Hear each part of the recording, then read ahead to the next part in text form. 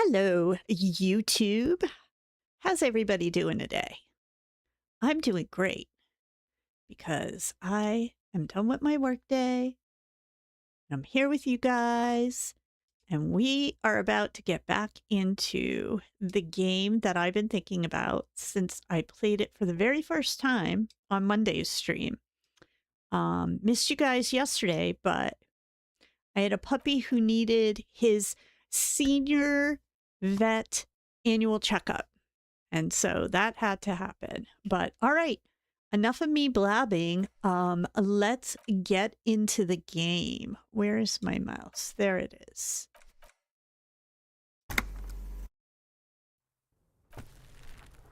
Okay. So I just saw a note that said you can go to sleep after 2100 hours because that will restore your health. All right, so just as a quick reminder, where we left off last time, we tried to shoot the body out of the tree. None of us were able to do that. I'm not really... Hang on a second, guys. Oh, all right. I can hear. I had my volume turned down.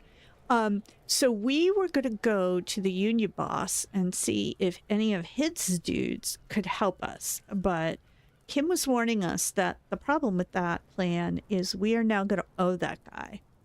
And I was thinking about something while sitting in the waiting room. When we had looked at this kind of little ladder right here, one of the things we noticed is that it's too weak for an adult to climb up. But I do wonder, could we get one of the kids to climb up there and help out with that? What's this over here?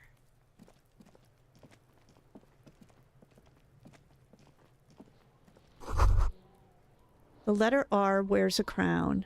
On the ribbon below, a light above descending.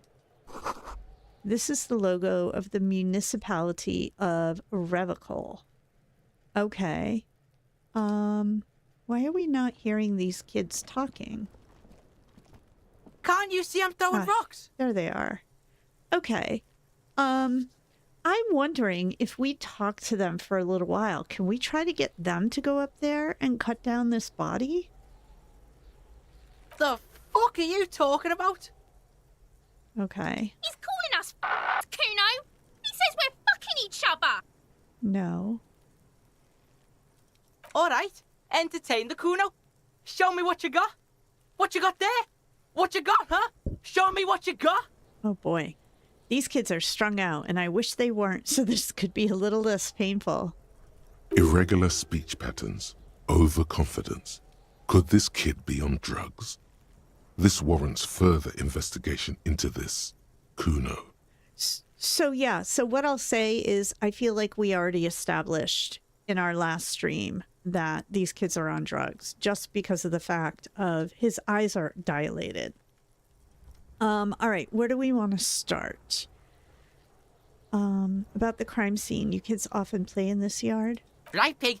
This is where Kuno plays with his little wooden choo-choo. What do you want with it? Such a charming child. Oh, it's already taking me in the direction I'm thinking. Look at that fucking shit. You're trying to get Kuno killed. Okay. Fuck does Kuno know? Kuno's not a fucking acrobat. All right. This The isn't gonna lieutenant work. takes a quick note in his notebook. It's a trap, Kuno. Don't climb it, Kuno. Dunno. Kiptas gardener used to work there. Kipt is a pejorative term used to describe people of South Seminese or Areopagite descent. It used to be a common first name among the Areopagites of Ilmara. Not so much anymore. Okay. Well, yes, we know the gardener used to work there. Look, Kuno doesn't explain shit. Kuno just says shit. He looks you in the eye and nods as if agreeing with himself. Yeah, her. What was she doing in the greenhouse in March anyway? What kind of gardening is done in March? Yeah, we can ask her about that. I mean, I think more information is better than not enough. Yes, it seems suspicious. You don't like things being like that. It's not going to be suspicious, but we'll ask anyways, because I can't remember from the last stream. She told us that she gardens in that greenhouse, but I can't remember if she told us what she does. Yeah, whatever. Kuno doesn't give a shit. Okay. Let's ask about the body. Shitload pig. What's your question? Don't tell the pig shit, Kuno. If I were to want to waste my time, which I do not, I would ask them who he is, how he got there, and the usual. I know this is likely a waste of time, but I also feel like we should be thorough. The usual being, have you seen anything out of the ordinary? Or have you seen anything suspicious? All right. Do you know who he was? Let's start with the simple. Kuno's fuck gimp. Kuno uses the fuck gimp for target practice. Okay. He's trying to hide the fact that he doesn't know. All right. Kuno knows what you meant. Kuno's not a snitch. That's all. Trying to make Kuno sing into the popo phone. Alrighty. Let's see. Do you know how he got up there? Probably climbed. Kuno was busy down the road when that shit went down. So you didn't see it happening. You heard Kuno. Kuno wasn't even in Martinaise. Kuno wasn't in Revachol. Kuno wasn't regional.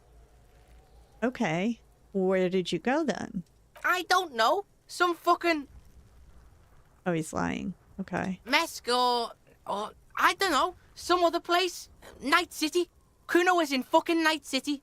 Night City? Like Cyberpunk 2077? Isn't that the name of the main city in that game?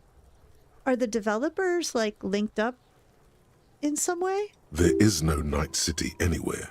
That sounds like the name of a city in some pulp science fiction novel. Yeah.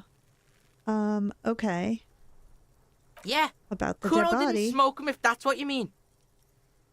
Thanks, Kuno. That's one name you can now cross off the list. Have you seen anyone suspicious around? Just a couple of pigs sniffing around in the dirt. That seems pretty fucking suspicious to Kuno. Okay. Yeah, you tell the faggoty, Kuno. Looks like you're a faggoty now, whatever that means. The suspicious question doesn't really work in antagonistic situations. Hey, I'll take that. As long as they don't start saying 6-7, I think we're doing all right. Okay. There are, Kuno doesn't give a shit about the armor. how come? Kuno's fuck gimp's got one big thing wrong with him. He's a fucking mutant. Interesting. What does that mean? A mutant? Look at him. Fucking growth hormone shit. He's a giant. The armor's too big for any man. I don't recall us making an observation like that. Kuno doesn't give a shit about that freak armor. Kuno threw that shit away. Wait. He threw it away. What do you mean you threw it away? Kuno tried to get the helmet on. It was too big. Oh. He performs a kickoff on the imaginary helmet. Kuno kicked that shit in the sea, rugby style. That shit means nothing to Kuno. You threw it in the sea? Yeah, that shit means nothing to Kuno. Kuno doesn't give a shit about material shit. Kuno's a fucking monk. Interesting. You wanna fuck on someone about that armor? Go fuck the mustached union fuck. Oh. The jolly troubadour shit at the gate. Troubadour. That's an interesting word for them to use, for sure. Yeah, cock and boot. You know that jolly union cow fucker? Came around talking about cows or some shit? Came around pretending like he cares about cows? What is that about? So yeah, he's the one you want to talk to. He's fucking crazy about that armor shit. Coming here pretending like he likes cows. Trying to catch a peep at Kuno's armor. Go to the gate. Ask him yourself. Okay. Curious, my liege. Why did Kuno feed you this information? Yeah. And Yeah, Kuno's doing charity today. Kuno Day. Kuno feels sorry for you two loser pigs. Kuno's doing pity now. Alrighty. Still, seems suspicious. Yeah. You may have it in for that guy. Or you may be paranoid. That is also a possibility, sire. Sure, of course. All right. Contusions all over his body. Did you do that? Fuck are you talking about? What is this contusion shit? Yeah. Our character, who doesn't have a name yet, he's terrible at talking to children. He grabs his head like it's suddenly hurting. He says you're stupid, Kuno. They want to make you stupid again. No, that's not what it means. A contusion is a bruise. Here we go. Oh, did Kuno make your shit sniffing harder? Obstruction of shit sniffing? This is Kuno's kingdom. Kuno fucking rules here. Alrighty. Whatever you say, You kid. hear the lieutenant hum. You're testing Kuno's patience here. Get lost. Let's see. I think we got Kuno everything doesn't fucking care. out of these charming children that we're gonna get. Kuno, the pig's getting pretty close to me. Come to snuff my shit out, I think. Take one step closer. Looks like it's time for me to go, Kuno. Pig's come to take me in. Yeah, I just want to ask you some questions. I'm going away for a long, long time, Kuno. Going away for life. These kids are something. What's going on there? Fuck are you trying to pull, pig? Let's see. Listen, child, that corpse made me puke twice, and I was wondering why you don't.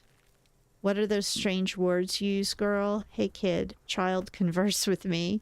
You there, behind the fence. Let's do first one. Stay away from me, pig. You don't want to see what happens when you corner me. All right. All right. So we're not going to get anything there. I'm wondering, what's the status of... Oh, what's this? This trash container is locked.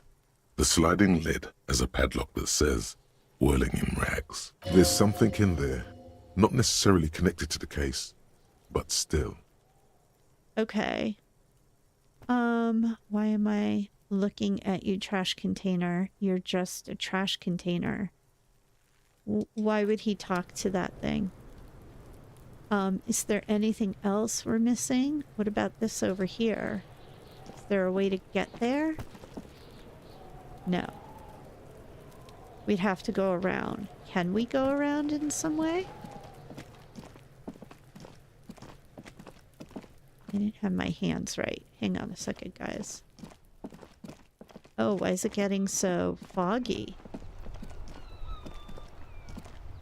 The fog is moving in from the sea. Let's come down here.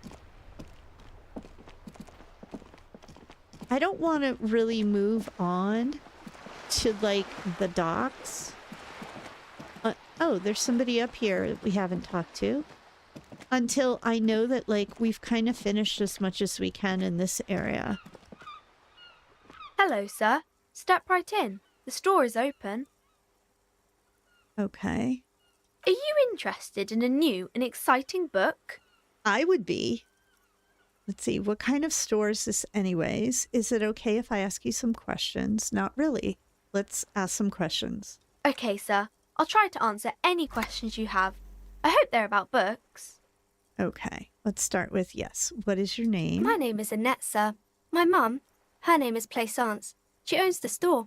She's inside minding the register or organising the stock. The girl gazes at the window, then suddenly jolts, her eyes wide, as if recalling something. Feel free to step in and browse our wares. Okay. Should we go in there? Yeah, like, you're standing out here in the cold because let's ask this one first. I'm signalling that the store is open. Otherwise, people might not know. They'd miss out on the crime, romance, and biographies of famous people. A sudden gush of wind turns the pages of the books on the counters. She covers her face. smiling. But she's cold. Oh, can I help in some way? I should have a word with the store owner, maybe. Such a good trooper you are, already learning the value of hard work. Do not pat her on the head.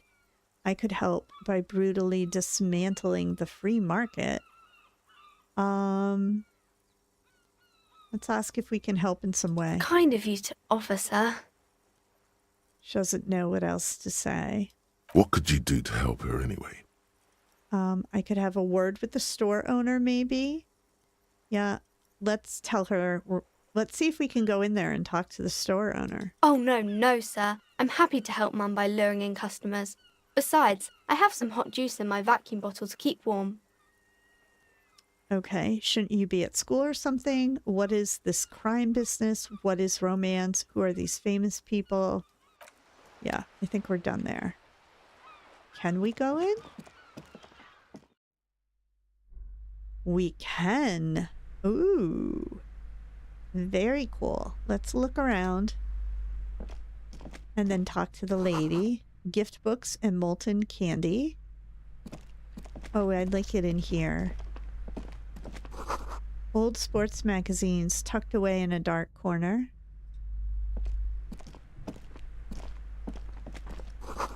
The book collects the national recipes of Arda. They are all about lake trout. Interesting.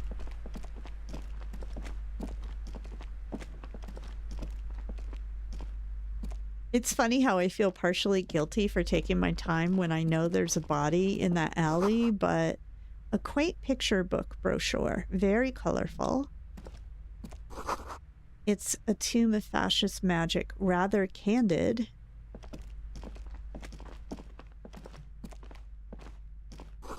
Another boring book, just discarded here. Okay. This bookstore is not strictly about crime, romance, and biographies of famous people. There's also a wide range of paranatural literature. What is paranatural? Is that the same as paranormal? Let's ask the storekeep. Sir, please, no browsing in that shelf. That wisdom is not for free. I Interesting. can't have you end up, like, opening a police store next door and stealing my customers. Oh, no. Oh. So why would she be worried that if there was a police store, it would disrupt her customers? What kind of customers does she have?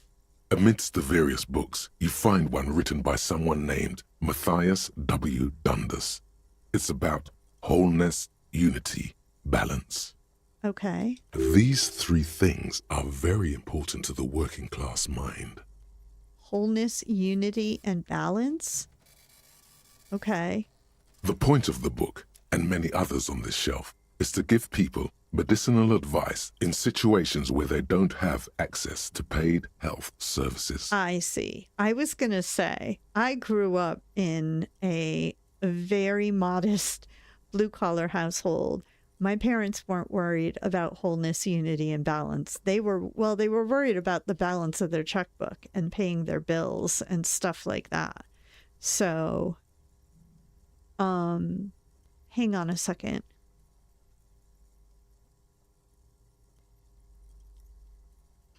I just got a text message from my darling husband that he needs a computer that I have in this room. So we're going to give that to him. Open the door. It's all right. Here you go. Thank you. Not right now. Sorry, guys. Say hi. Hi. All right. Okay. Back we go. Let's see. Where did we leave off? The point of the book and many others on this shelf. Oh, yeah. I was saying that, like, my parents were worried about work and making enough money to pay bills. But this now makes sense that it was medicinal advice if you don't have insurance, right? Let's see.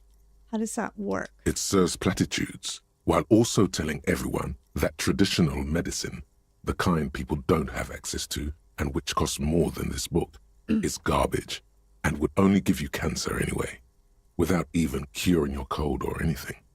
Got it. So it's a grift kind of book. Wholeness, unity, balance, on the other hand, can basically take care of anything. Though it is important to note, when it's up to your mind to heal yourself, then it's because of your mind that you're ill in the first place. That's not true. Okay. Does the book The say book anything features else? chapters on topics such as how to find magnesium. It even lists plants you can harvest magnesium from.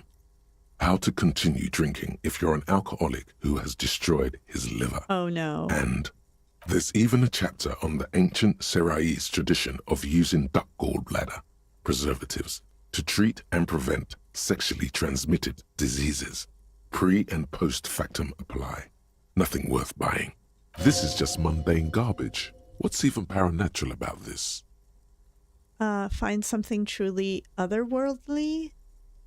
No, I think we're going to leave. I feel like our inland empire is where it needs to be for right now. I kind of am hoping I can work on some other skills. Like right now, this is kind of driving everything. I mean, it is my signature skill, so it kind of makes sense. But I kind of want to work on a couple of other skills as well. So let's leave that alone. I'm sorry, Kim. I know you're in a rush, but we're here, so we might as well investigate. Several maps have been attached to a bulletin board hidden inside the alcove. They're held up by small pins. The board has come loose from one corner. Oh. The maps look old and faded. Your eye catches a map of Insulinda, a map of Revachol, and a map of Martinaise. Okay, then. I want to look at these maps for sure. It's not really a map. It's a tourist thing. A picture postcard with buildings on it, drawn from an isometric perspective. A date in the upper right corner says 48. Still, it's detailed. Could be pretty useful for scouting ahead. You see the jagged boxes of an industrial harbor, even the whirling in rags there. Okay. The north coast of a verdant island is shattered by the delta of a river. It is the River Esperance. Countless bridges put the shards back together, connecting city blocks to river islands. La Delta says a great artificial heart in the center, teeming with life forms and construction. To the east, rolling hillsides, Le Jardin, Stella Marie, the suburbs of Saint-Baptiste, swallowed up into the megacity.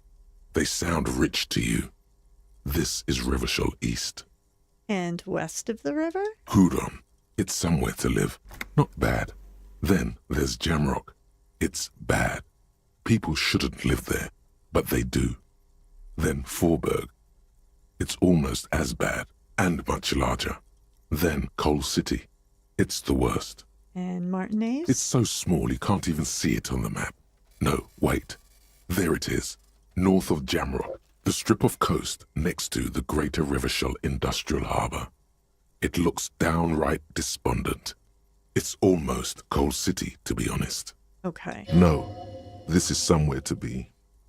This is all you have. But it's still something. Streets and sodium lights, the sky, the world. You're still alive. What's volition again? Hold yourself together, keep your morale up. Okay. Let's see. I think we're not going to buy these, but I want to remember that they're there in case we ever need them again. The plaque on the shelf reads, Biographies of Famous People. You see a large variety of names, none of which ring a bell.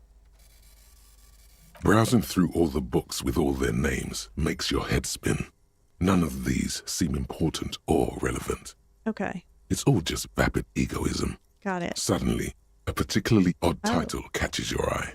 It reads, High Speed Love, the tragic true love story of Jacob Irv and Alfie Delatraz, by one Cecilia Averbrook. Why would that catch our eye? What's it about? High Speed Love chronicles the romance between two of the finest tip-top tournée racers in history. One of them is the madcap driver, Jacob Irv. His blonde mane graces the cover. Did they mean like race car drivers? Is that what this is? Next to Irv's life story, you see a slim biography of an Occidental rock star called the Anti-Star. He's famous for shooting morphine into one of his eyeballs and cocaine into the other. Next to that, Rivasholian radio personality Guillaume Bevy stands in front of a rundown drug den. He's a permanent fixture on Channel 8, reporting on real-life crime and ruining cops' days. I really must insist you buy one of the books. Reading them is not for free. Do still browse, though, but not too long. She's charming. I'm sorry, I did not mean to rush you. You are browsing. Go ahead. Take your time. Time is commerce. That's interesting. Like, she's very contradictory to herself. What is this? Everyone knows the most interesting thing about fascists was their magic. Oh, boy. These shelves are overburdened with books from the same series. You see the name Dick Mullen over and over. Interesting. That's what the police at the precinct that we belong to kept calling us. Crime fiction is a disgrace. An asinine misrepresentation of the physical attributes of the arduous everyday work of actual police officers. Wow, he's got some strong opinions. I wonder what he would think of Keith Morrison from Dateline. Although that's not fiction. These books greatly overstate the excitement of police work, glossing over how long it takes to actually follow up on leads and eliminate dead ends. Takes a long, long time. What's more, they completely ignore the psychological hardships of year after year coming into contact with people during the worst days of their lives. That's so interesting. Like, I've never doubted that being a cop is a hard job, but I like the way it's put this way. They completely ignore the psychological hardships of year after year of coming into contact with people during the worst days of their lives. That's a really good summary of it. Not a single mention of all the stress this work creates upon the officer's family. Detective fiction just doesn't tell the truth at all. Now, would you like a list of all the books found on the shelf? No. Shelves filled to the brim with crime novels featuring the supposedly stalwart Vespertine detective, Dick Mullen. Wow, we're really thoughtful. All right, should we go this way or talk to this? Let's talk to her. Welcome to Crime, Romance, and Biographies of Famous People. My name is Plaisance. That's quite the name for a bookstore. Be welcome, and please take responsibility for the energy you bring into this space. I'm going to use that on my kid and her friends when they're getting together at the house. Take responsibility for the energy you bring into this space. That's a good one. A golden pendant hangs around the woman's neck in the shape of what looks like a tiny fish head trapped in amber. I wonder if she was a teacher at some point, because that's something I could see a teacher of like teenagers or whatever saying. Okay. Before we go on, you seem to be well off enough. Can you give me some money? I feel there won't be an opportune moment to ask later. Interesting. I'm going to do it just to see. She's going to say no. Sir, don't be ridiculous. I certainly will not give you money. I would be doing you a grave psychic disfavor. So what I'm hoping, and I could be dead wrong and completely off track with this, but what I'm hoping is that she's got some shady customers, and that's why she didn't want us rooting around too much in the books upstairs. Now she knows that we're interested in receiving money, but she doesn't know we're a cop yet. So what I'm hoping is going to happen is we're going to get the opportunity to question her, and she's going to get nervous, and she's going to offer me some cash as kind of a bribe, and I need it. One has to earn one's success, even if one is a police officer. Handouts are nothing but manipulation. All they do is make you dependent. Okay. Certainly there are good things to be said about dependence. It would forge ties between us working people, good practice for fighting our common enemy. I don't know if that's what would work on her. You misunderstand me. I'm a powerful feudal lord. I demand tribute. This is about traditions. Damn, you're right. What kind of a business relationship would that kickstart? Business relationship. Excuse me, I don't even know why I said that. A lapse of professionalism that does not represent my values. I'm going to go with number 3. Exactly. In this kind of business relationship, I could come and critique your work any time. I could demand things from you, limiting your creative freedom. What? Does she think we're an artist? We wouldn't want that. A curious pendant you're wearing. Oh yes, helps to have an anchor in these times. Did you catch her tone when she said that? That was a little weird. Okay. Yeah, so are you the owner? I am the proudest owner of our little shop of culture. Her voice is high-pitched, as if to give it more penetration. What if I want to buy a book? Your daughter is the one standing outside the store, right? Farewell for now. I don't want to buy a book. Annette, yes, my daughter. I hope she wasn't slacking off again with her nose in science fiction. Tell me, was she at her post doing her job like a proper girl? Yes, of course. Wonderful. Did you talk to her? Yes, we did. Great. On a scale of 1 to 10, how compelled were you to buy books after talking with her? Her opinion of her daughter depends on how well she lured you into the store. 10. My precious, her dedication brings joy to my heart. If you have children, I hope they turn out as great as my Annette. The way you're handling her strikes me as wrong. Annette is quite the trooper. She's a great value add. I'm here to dismantle the free market and abolish child labor. Okay, let's just go with 2. As a young girl should be. With the proper attitude, she'll have a bright financial future.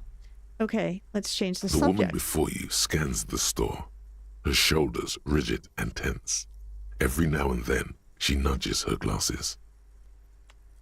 Farewell for now, book peddler. What else can we look at here? A small mountain of colorful board game boxes. There are numerous types fun. of games for all ages. A lot of shelf space seems to be taken up by Wirral-related merchandise. What is Wirral-related merchandise? An endless variety of source books, lore books, and codices litter the table. The topmost book is titled Welkin Compendium, 2nd edition. Okay. There's also a large hardbound tome with intricate cover art, The Hunters of Katawak, Boreal Creature Compendium, and a pick-your-path adventure game book titled Tales of Wirral, Cavern of Velkrag. Jeez. Books in a board game section? Who wants to read books? Oh, buddy, you need to meet the Dungeons and Dragons crowd. My kid and her friends started playing. They were the same age as the Stranger Things characters at the start of Stranger Things, and they all started playing D&D because of that show. And there's a lot of books. Okay. A towering mountain of colorful board game boxes. Yeah, we're done there. I don't know. I feel like there's got to be a reason we're in here, but I don't know what it is.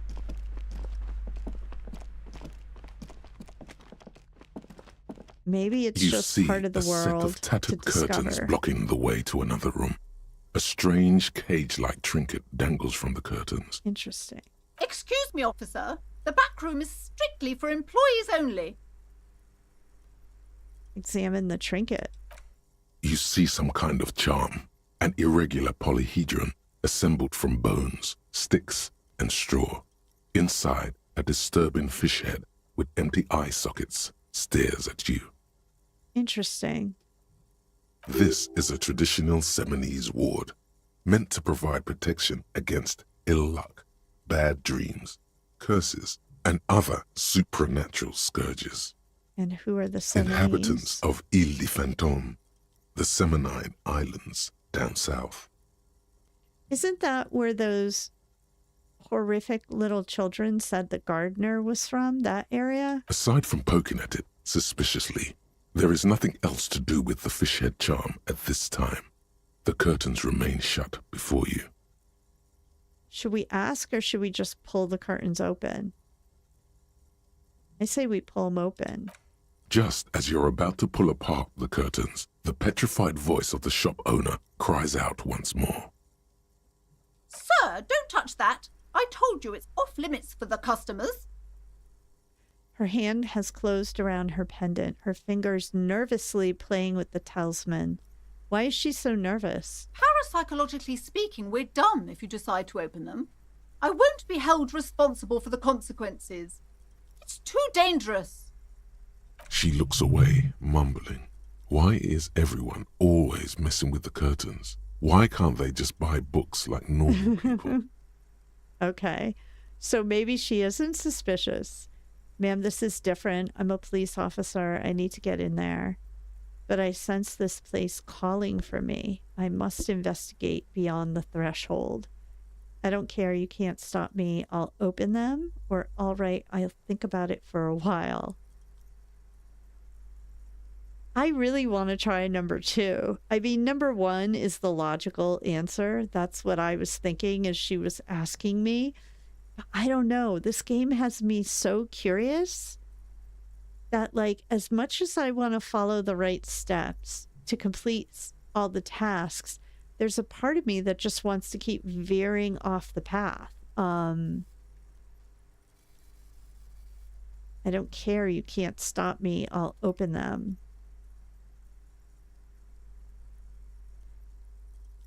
Oh, gosh, which one?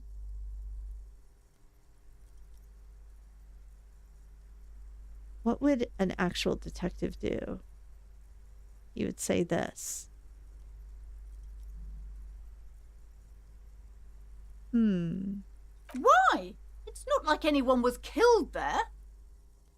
Oh. I am sorry. I don't mean to be so impolite. Just please don't go there. I can't allow that. You'll only make things worse and unleash the powers. Okay, now I'm going for it. Because this was the one I really wanted to do, but I was afraid I would screw everything up, but I'm doing it. But I sense this place calling for me. I must investigate beyond the threshold. You do? My God, even more reasons not to mess with the curtains. Just step away, dear sir. I don't care. You can't stop me. No! Please just talk to me, officer. Come here and let's talk this through before you decide to do anything extreme. Talking is always good. Go see what she has to Okay. say. This is interesting. There is something mysterious about the curtains. Be careful. Okay. The curtains, tattered with age and covered in dust, hang before you, as if taunting you. Rip them apart, this time for real. I want to talk to her. Maybe this will be a way to get her to, like, tell us information Hello again, about esteemed what's officer, been going on in and the welcome neighborhood. To crime, romance, and biographies of famous people. Why are you so uptight about those curtains? I just want to know what's on the other side. I already told you, it's just a storage room for employees. I don't understand why it's so important to you. Just let it go, officer. Go buy some goddamn books. You're supposed to be drawn to the books. If it's just a storage room, then why does it have a Seminese ward protecting it? Or if it's just a storage room, then it wouldn't hurt if I just peeked inside. No! She wavers under your gaze, mouth pressed into a tight-lipped frown. Then she breaks down. Okay, fine. It's just because this place is cursed, just like everyone said. They don't call it the doomed commercial area for nothing. Interesting. Are you happy now, officer? Happy that you've ruined everything? How did we ruin anything? She closes her eyes and starts mumbling something to her pendant. How does the curse manifest itself? why didn't you just tell me right away it's the curse? Have you sought help from anyone? Okay, let's start with why she didn't tell us. It's not good to talk about the curse, not in detail. The negativism, it's dangerous. Talking about the void wraiths angers them. Void wraiths? What are those? Wow. Void raves. You have new words. I agree. That's what I was just thinking. How does this curse manifest The itself? curse is so much worse than you could imagine. It's a disease, eating Oh. at the very foundation. A shiver runs through the woman as she looks around the dimly lit store. It's the curse of financial distress, of ruin and bankruptcy. She peers at the curtains again. Didn't that curtain just move? Wait, that's it? I was hoping for something more paranatural? Or, okay, I'm a little confused. What does that mean? I get it, but yeah, let's go at number 2. But officer, there's nothing natural about entire companies declaring bankruptcy. Yes, there I'm is. talking about cacodemons, feeding off bad business practices and disappointing income statements. There's something wrong with this building, I can tell you. Ever since I arrived, I've sensed an eerie lingering presence, as if I was unwanted here. Sounds familiar. Does it? Strange, I feel unwanted too. What does it mean? Truly so? Perhaps the dark energies are leeching off you. You shouldn't stay in the store too long. It may be dangerous. Have you sought help from anyone? Would you like me to take the case? I could investigate, see if the curse is real. I don't think the curse is real. I just want you to let me in there. Have you sought help from anyone? Yes, I've contacted numerous parapsychologists and even a pair of Simonese mediators. They provided me with the wards. The wards help to keep the doom at bay and protect us against the darkness that lies further in the building, even though now I fear it's not enough. Is your pendant part of the wards as well? Oh, this? No, it's a special Himian amulet, blessed by desert pygmy shamans, with a spell of compulsion. It's to compel people to buy books. Oh, that's funny. And kind of creepy. There are numerous spells cast throughout the store. I had the books anointed with a different inducement spell, for example. It's guaranteed to boost sales 15%. Desert pygmy shamans. That sounds like a rather questionable way to describe a group of people. Well, it's kind of a questionable practice, right? I mean, to try to like manipulate people's minds to get them to, although I work in marketing, so I guess I can't throw stones at anybody. Okay, where do we leave off? Yeah, let's ask if we can investigate for her. Most certainly not. I don't want anyone who's not familiar with the psychic arts to get involved in this mess. Stay away. Leave the spirits be, so they can return to their slumber. My liege, do you know what this case calls for? A para-detective. Drama is funny. Where does drama fit in? Oh, appear, intellect. Let's see. Convince her to let you investigate the doomed commercial area. I'm doing it. Oh my god, look, hi. Let's do it. Slither up to her, Yes. you silver-tongued fiend. Show her what world-class perfidy looks like. Oh, perfidy. Oh, we're cooking with gas in this part of the game. All right, wait. What if I don't want to lie? Ma'am, I came here to help. I've handled paranatural situations before. Are you sure? Don't think I haven't seen charlatans before. I have returned from the void, a para-detective from a long line of para-detectives. Oh, she's not going to fall for this. You're no para-detective. You look nothing like one. And you're clearly a drinker. Pardon me for being so blunt, but You look like one. The lieutenant keeps his usual stony calm. He silently picks out his notebook. Oh, no. Go ahead then. Rock her world, he thinks. I'll compose some notes. Okay, I'll compose some notes. I admit I've had my share of drinks, but only because the spectral realm, is parapsychology taxing. I couldn't say the whole thing. You see, it's necessary to drink the spirits in order to contact the void. I'm going to go at number 1. How do you know all this? Here we go. Your wards brought me here in the first place. The Semini's blood also runs through me. I am the void revenant. I have the powers to debad all the bad energies. No, the second one's a terrible option. At least number 1 is semi-believable. You're part Simonese. Oh, it means our meeting couldn't have been mere chance. The hand of fate guides us. This poor woman. But I am not the only one at risk. I have to think of my daughter. You are certain you can help us? Keep us safe? I can't allow any collateral damage to hit us. Let's see. No problem whatsoever. Your family is safe. The phantoms are no match for me. Just ask my partner, Kim. He'll vouch for me. I don't think he will.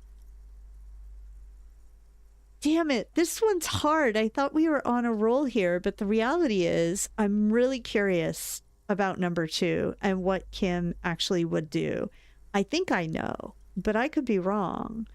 I think he would just tell this woman, my partner's crazy and full of shit. Like, no. But number 1 is... Would number 1 work? I really want to see how far I can take this.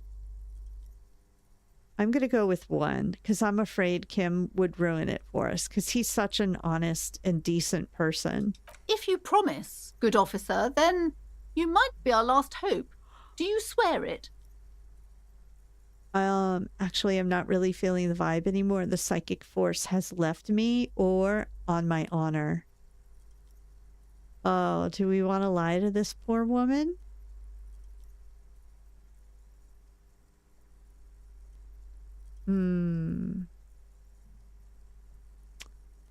I don't want to lie to her. I don't know why. I just feel that would be dangerous to do.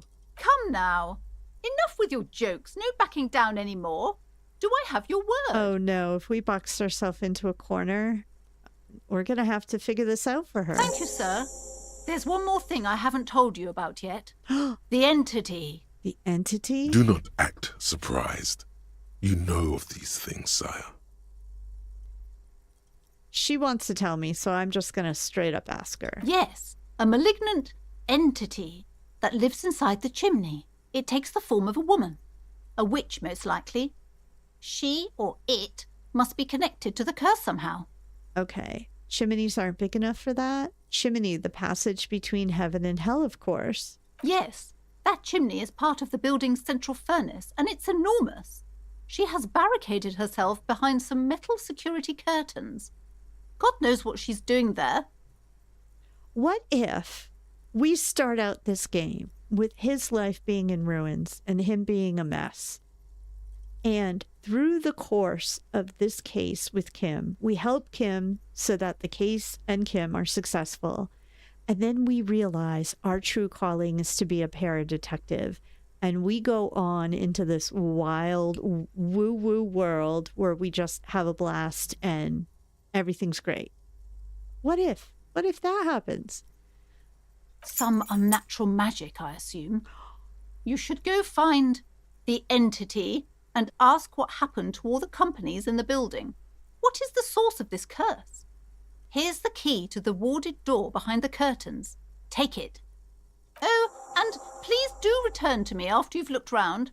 I'm quite anxious to know what she has to say about the curse. What you discover in there. Unbelievable darkness and ruin. What you discover? Probably just some office space. Don't be scared. Okay. So... Any more questions? Okay, but please, only a few questions. Yeah, The no, woman we're before done. you scans the store. Okay, so now we can go into the back of... This is very cool. I don't know if we want to do that now, though. Or later. Let's... we're still trying to figure out how we're going to get this body down. And I really didn't want...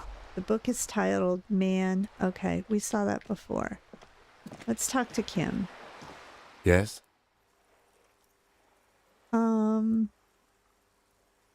Nothing. Where else can we go around this way and get to that alley? That's what I was really trying to do. Does this lead in that direction? Or am I totally... Yeah, it might. Over here.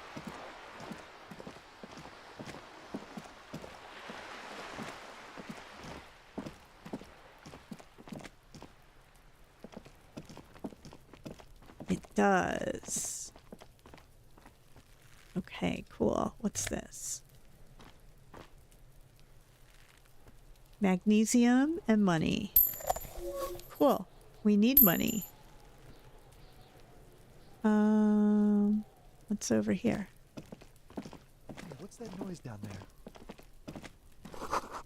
A garden hose. This won't be of use until the snow melts.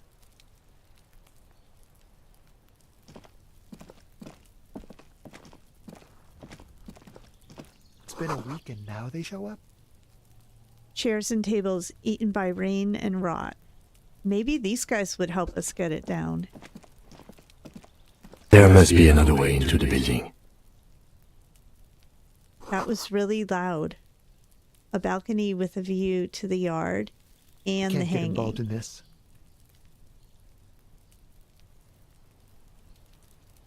Can I talk to him? You see a young man on a balcony nursing a cigarette. His eyes have been following you for a while. Not looking for any trouble, officer. He says in a quiet voice. Despite the cold, his shirt hangs unbuttoned on his frame. Why are you whispering? It sounds like you're already in trouble. No trouble for me. I just want to know what's going on here. Too late, young Naya. Yeah, like, there's no reason to treat him like he did something wrong. I don't want to be seen talking to the gendarmerie if that's okay. I just want to finish my cigarette. Don't let him go. This could be your witness. The balcony has a great view of the whole thing. Actually, we need to talk to you. No problem. Yeah, let's push it a little. Is it really that important? What do you think? You're literally looking at a dead body swinging in a tree, bro. Like a nervous cat, he keeps stealing looks at the neighboring windows. Oh. All right, but make it quick. Once I finish this cigarette, I have to run. Can you tell me your name? My name? My name is Martinaise. Sure it is. That's definitely not his real name. No, of course not. Could you please lower your voice? He scans the courtyard. It's silent, like the bottom of a well, every sound captured and reflected back. Ask him again. Looks like you've got a good view. Can you tell me anything about the hanging? No, I want to know if he'll help us get the body down. I'd even go so far as to say that the view is a little too good, my dear gendarme. Do you have an estimate of when the body will be taken away? We will remove the body as soon as possible. Now tell us, where were you last Sunday? Oh. You already asked me that, didn't you? Wait, is someone else investigating the lynching? No, not you. Some more muscular type. And when did you speak to this more muscular gentleman? The lieutenant takes out his little blue notebook and writes something down. Last week? I don't know. Look. He looks around the courtyard again. Old patio chairs and dead houseplants litter the scene. He's an actor, declaiming a soliloquy. See how you hang on his every word? You didn't answer the question. What were you doing last Sunday? I had a friend over. What kind of friend? It was my Sunday friend. Oh. Makes sense. Friends are nice on Sunday. You don't have to work. You can just spend time with pals, watching rugby and drinking beer. What's your friend's real name? Did he see something? He doesn't reply, gesturing no with his cigarette. In the neighboring windows, You can see faint reflections of his silhouette, all from different angles. That was a terrible question to ask. What's your friend's real name? I could think of other questions I would ask. All right, we'll No. talk later. We won't. Now, if you'll excuse me, I really need to get going. Convince him to stay. Oh, can I do it? 58%.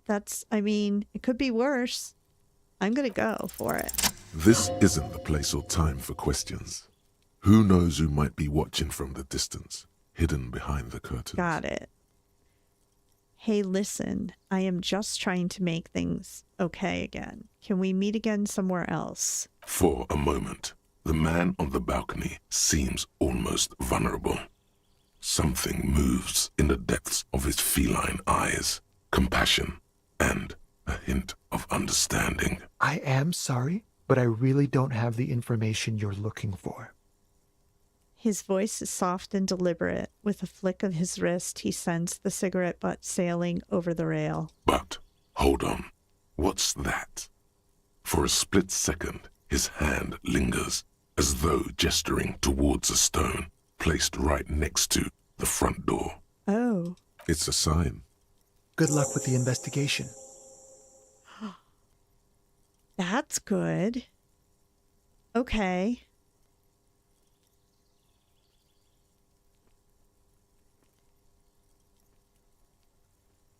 Right there? He's gone.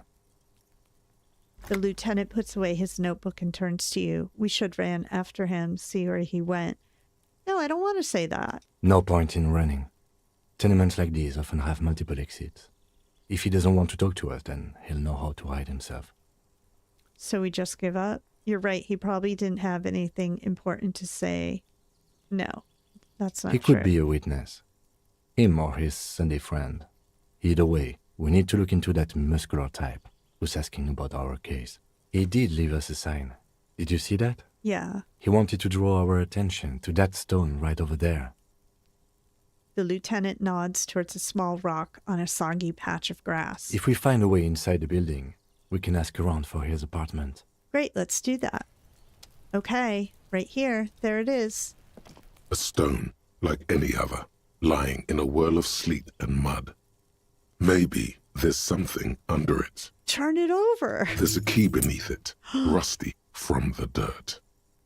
This must be for the front door. Pity doesn't have the apartment number on it. This building has many apartments and the man can be in any of them. Okay, how are we going to find the right one? We'll just have to go in and see. Put the stone back. Let's go in. Okay. Eviction notices and missing pets are plastered on top of each other.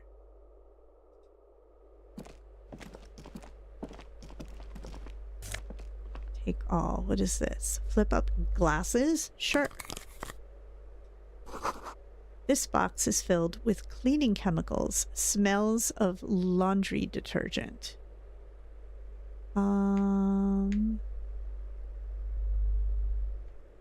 Let's not go out onto the balcony right away. Let's go this way. This door has been closed with a padlock. A chalk-drawn number on the board says, number 11. Examine It's the a solid padlock. lump of metal, but the shackle is deeply corroded. A solid pair of chain cutters would make short work of it. Better whip out those cutters. You won't get very far otherwise. Use the chain cutters. Oh, 3%? No. No reply. 3% is too low. Someone has drawn a 5-pointed star on the wall.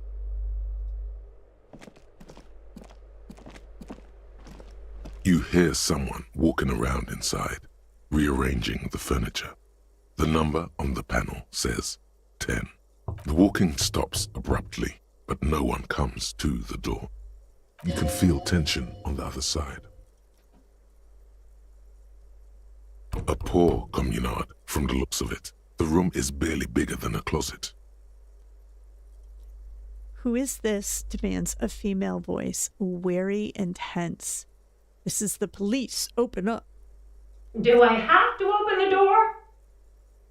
You hear the clanging of heels again as the other side walks right up to the door. Her tone is now getting a defensive edge. Do you have a warrant?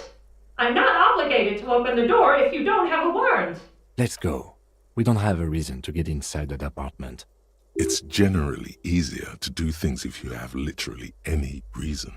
True story. Yes. Okay. The door number 9 is locked. Oh, look at that cute old lady. Apartment number 8, their mailbox is overflowing. Give me a moment. An elderly woman is leaning on her broom, her knuckles white as bone. She seems to be having difficulty breathing. Aw. The cold never does any good for my bronchitis. Oh, poor thing. She sneezes into a dirty handkerchief. Are you all right? Should I call a doctor? Yeah. I'm fine. Fine. Don't you worry about me. She's not the only one coughing today. You're still worried. It's very worrying. Now, what do you want from me, policeman? She's the cleaning lady. She knows the floor plan and the residence. Let's see. I'm looking for a young male in his mid-20s, dark hair, skinny build, a smoker on the balcony. Yes. I know who you mean. The scrawny boy who's always smoking like the devil, right? She looks the other end of the hall. Somewhere in the building, a child starts crying. You hear a radio tuned to a talk show and someone taking a shower. What's he in trouble for? No trouble. I just want to talk to him. He's wanted for murder. Yeah, no trouble. Talk? Aww. What was so funny about that? He lives upstairs in room 28. Go to the balcony. It's one of those doors there. He's usually home in the evening. He lives upstairs, room 28. Go to the balcony, one of those doors there. Thank you. We should go check out his apartment on the balcony. See if he's home. I have a few questions about those Ask away, apartments. policeman. Is one of the residents on vacation? Who lives in apartment 10? Who lives behind the padlocked door? Yeah, let's ask about that. Oh, that one is a scientist, a future scholar. Suddenly, the old lady's face is beaming. I think he studies astrology at the community college. Education's good. I always tell them to study. Astrology? Something to do with all those stars around his door. He asked me to leave his drawings up on the wall. Are you sure you don't mean astronomy? That's what I said. Astrology. The lieutenant shakes his head, as though to say, let it go. Come on, people. Try to keep up any standards here. It's not about stars. It's... forget it. Okay. Who lives in apartment 10? No one lives there. It's been empty for months. But I talked to someone through the door. Impossible. I would know if someone had moved in there. She pauses, eyeing the hallway. Maybe it's those countercultural people again. Breaking into a house like it's a public space. You're a policeman. Be good and take a look, will you?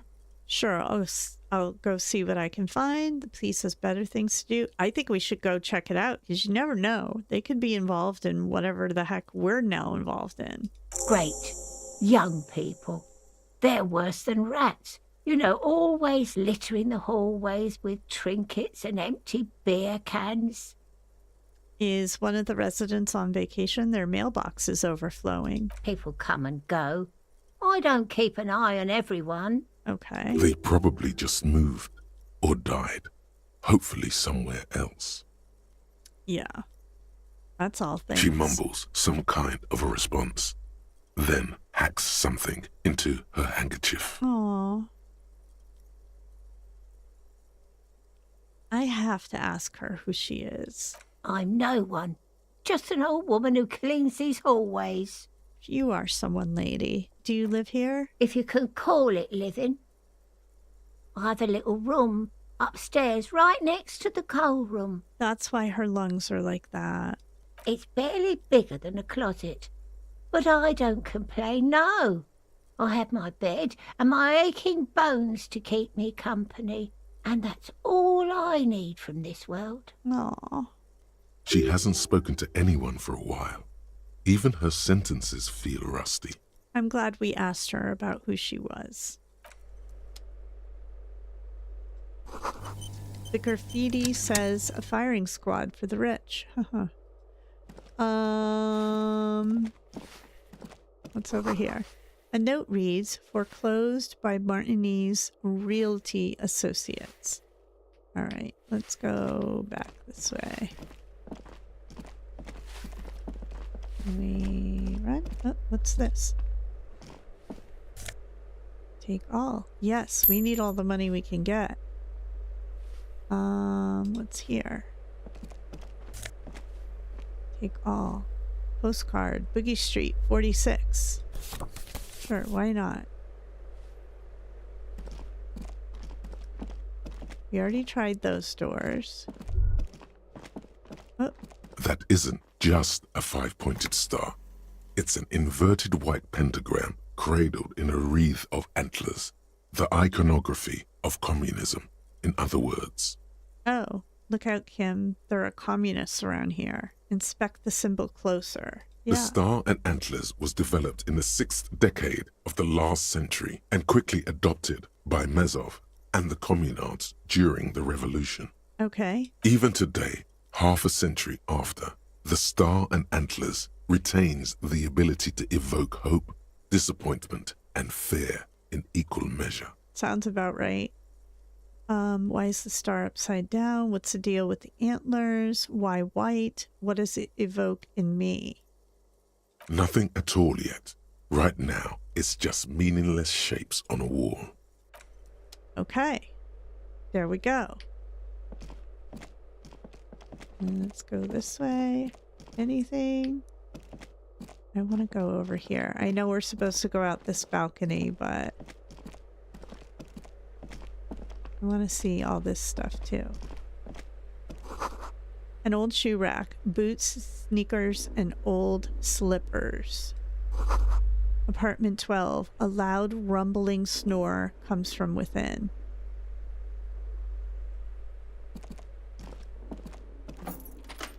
Oh, we can go in here. Cool. Bathroom. These shower curtains are covered in some sort of slime. Ew. Take all. Ooh, we've got a whole $1.33. Is that what they're called? These shoes come in 3 different sizes. Okay. So there's 3 people living there. Out to the balcony. What do we see here? The breaker box is full of cigarette butts and electrical wires.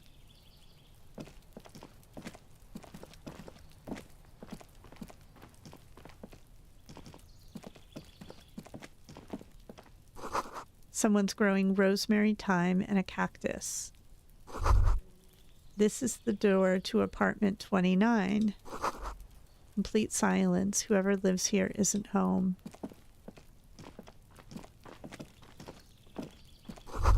This is the door to 30. All right, so we have to come back here. Voices from within singing along to some buoyant dance track. This door is made of metal and appears to be reinforced. Someone here really values their security. Number 28. This is where the cleaning lady said the smoker on the balcony lives. Okay. Let's see if anyone's home. Knock on the... No one answers. Looks like the young man we are looking for isn't home. I think our best chance to catch him is in the evening. We should return tomorrow after we have finished with our day's work. How about 9 p.m.? Sound good? Okay. The smoker on the balcony.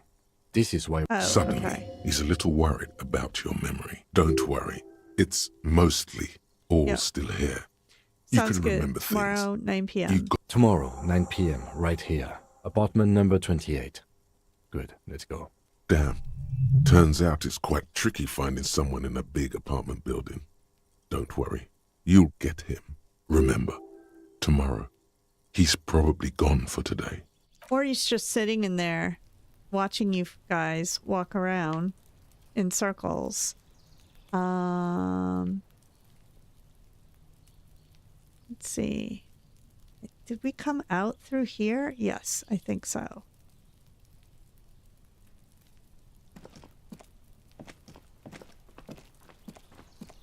Oh no, we came in here. I don't know if we went in there. I think we did. What was that?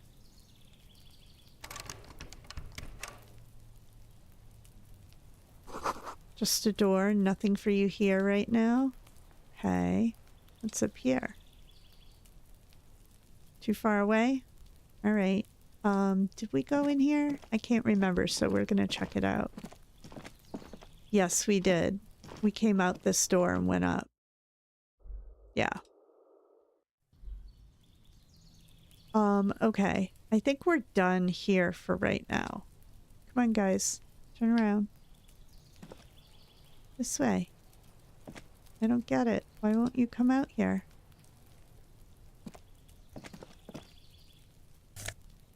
Take all. Okay.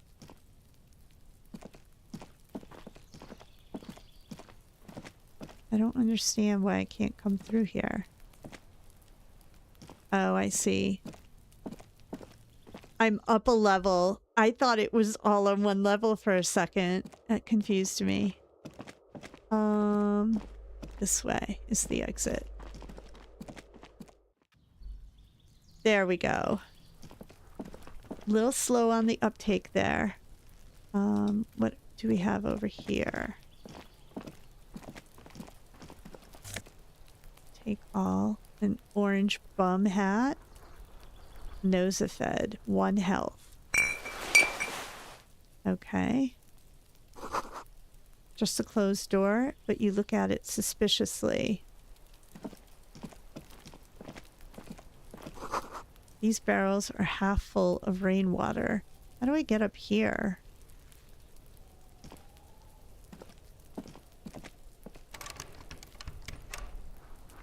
Yeah, I can't get in there. So I can't come up here at all yet. Yep. Okay. Got it.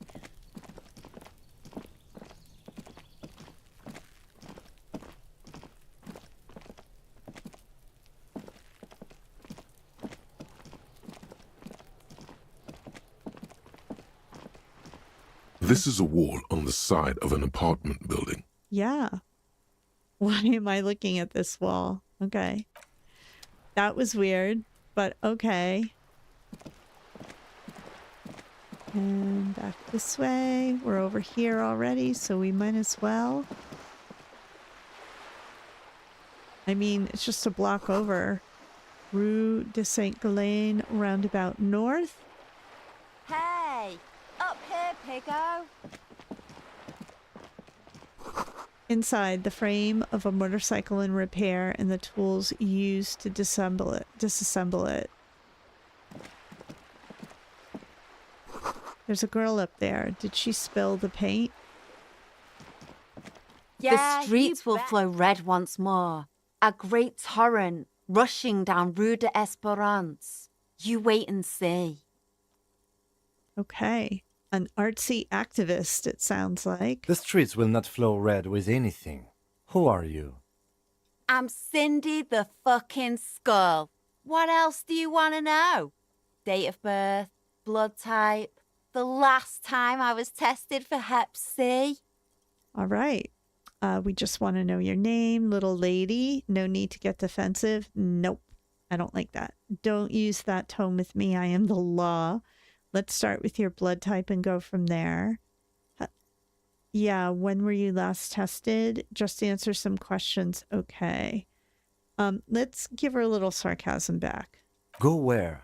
Accosting a minor?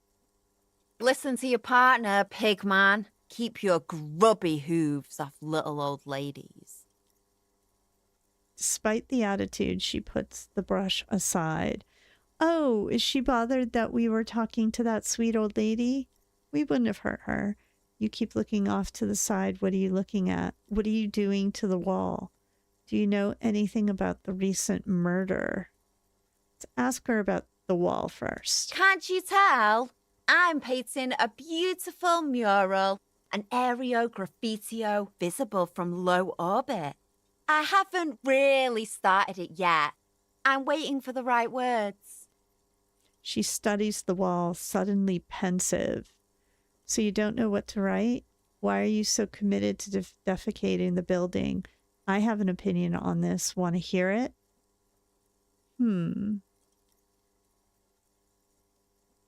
Let's do that one. Yeah? I love public art. Don't mind us. Keep doing what you're doing. I'm going to have to stop you. This is hooliganism. Actually, I don't have an opinion. I lied.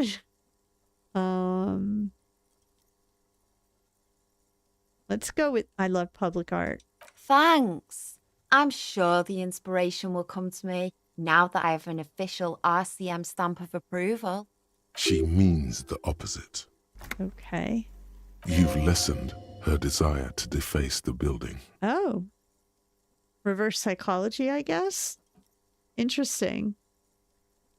Okay, let's see. Should we ask her about the murder now? No, let's ask her why she's looking to the side. The lieutenant furrows his brow at another one of your eccentricisms. Oh, look at that person on a boat. She nods disdainfully towards the woman performing maintenance on the boat dock next to the pier. Hatred? Disgust? It's difficult to tell which of the two is more present in her girlish features. Oh, interesting. Is that like some bougie rich person over there? The woman on the boat does not notice her staring. Looks it. That is on her. Someone's got to keep an eye on her. Got it. Ozon is an archipelago 2 days' travel away from Rivershore.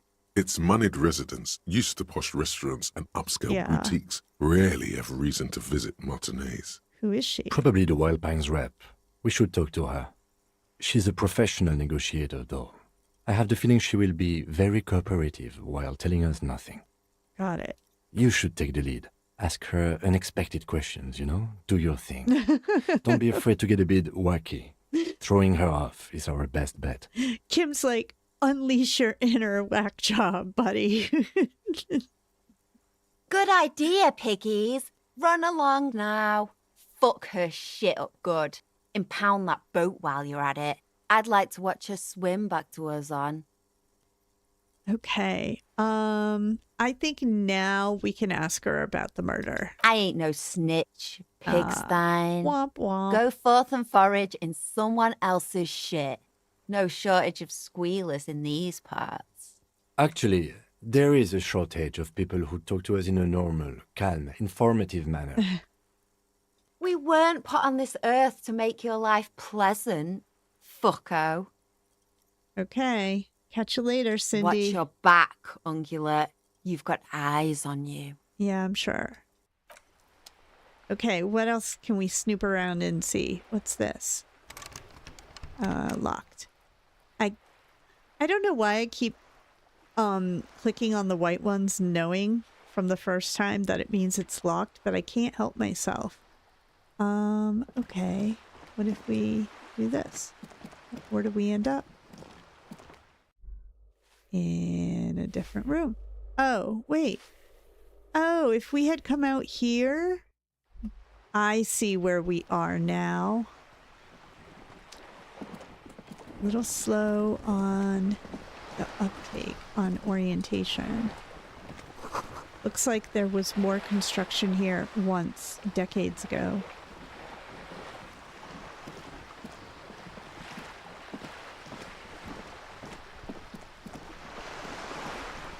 Kim's not coming with us, huh? Docking reserved for residents of Rue de Saint-Galen. What's this? Now he's going to come over. The belly of this boat shines like it was recently painted.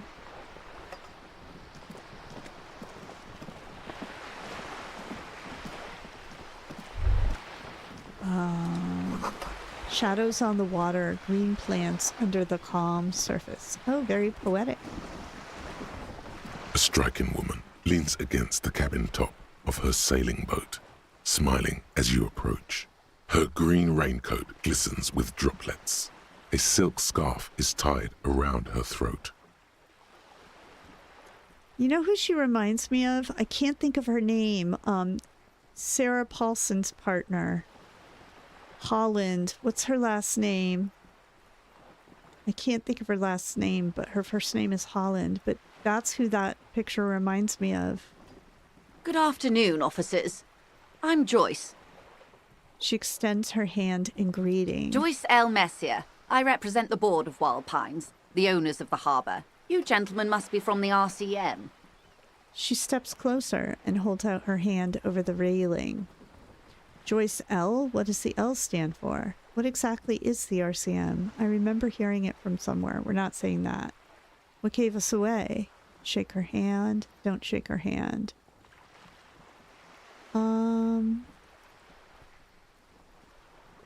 Let's just say what gave us away. Nothing, honestly. I've said it to every drunk in town, and you're the first one who's responded. What is implied here? That you're a drunk? No. Let's not go there. She hasn't actually said it to every drunk in town. It was spoken in jest. Yes. Let's ask her what her initial stands for now. Leighton, my maiden name. Leighton. Her bony hand dangles from the sleeve of her oversized raincoat. Joyce Leighton Messier. Let's see. Shake her hand. I'm glad to see you here. Her grip is tight and cold. I was dispatched to handle a strike, not a lynching. Anything I can do to assist the RCM in this matter, I will. Gladly. Oh, can she get that body down for us? That is good to hear, madame. My colleague will take the lead on this interview. I should let you know that he is recovering from an unusual medical episode. Very unusual. But I can assure you of his ultimate competency. There's a trace of irony in his voice. Mischief, even. This is a tactic. Interesting. Why would he say that to her? Like, I get it on the one hand if he's really concerned about saving face, but I don't see him having that concern.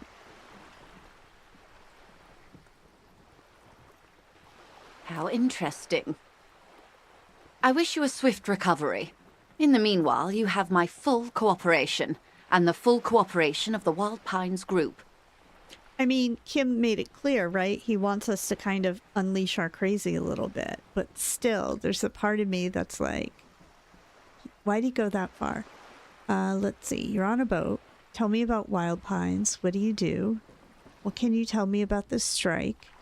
What can you tell me about the lynching? Do you know something about these tattoos? You seem rich. Can I have some money? Thank you. That's all for now.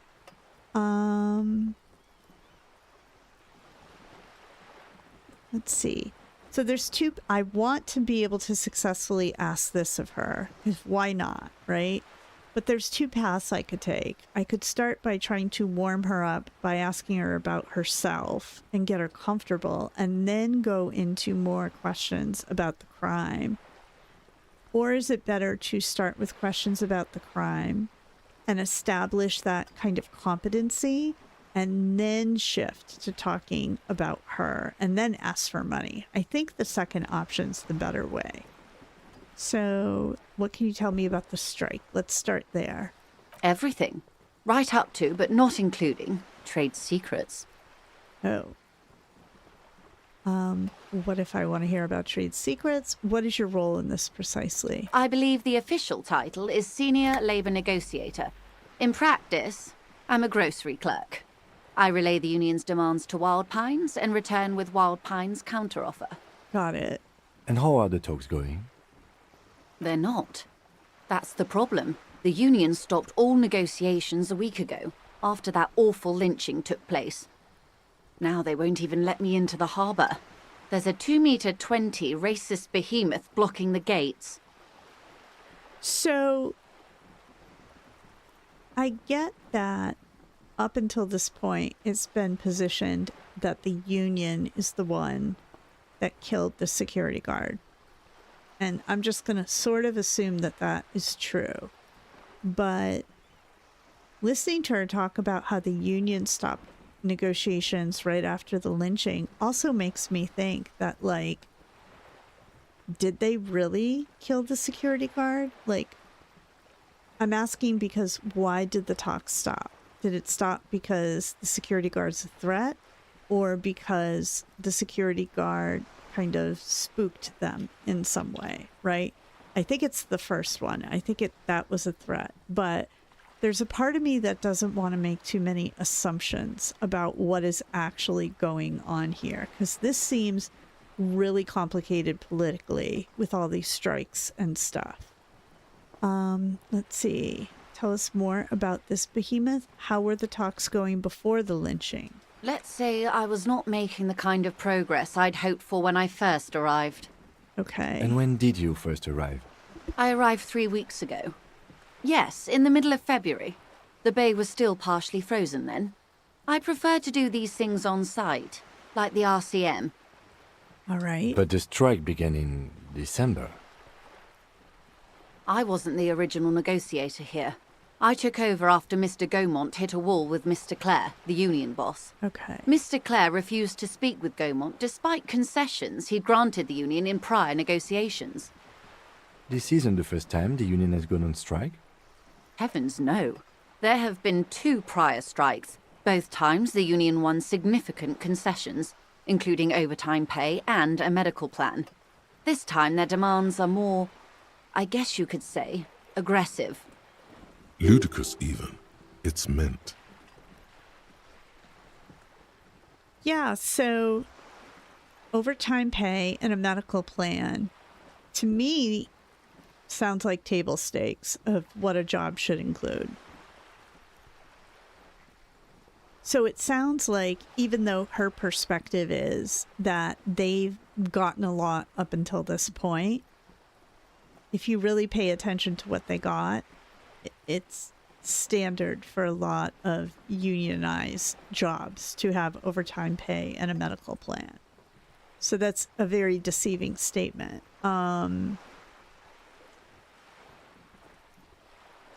Let's see. What happened to this Gaumont? What are their demands? Tell me about the union boss.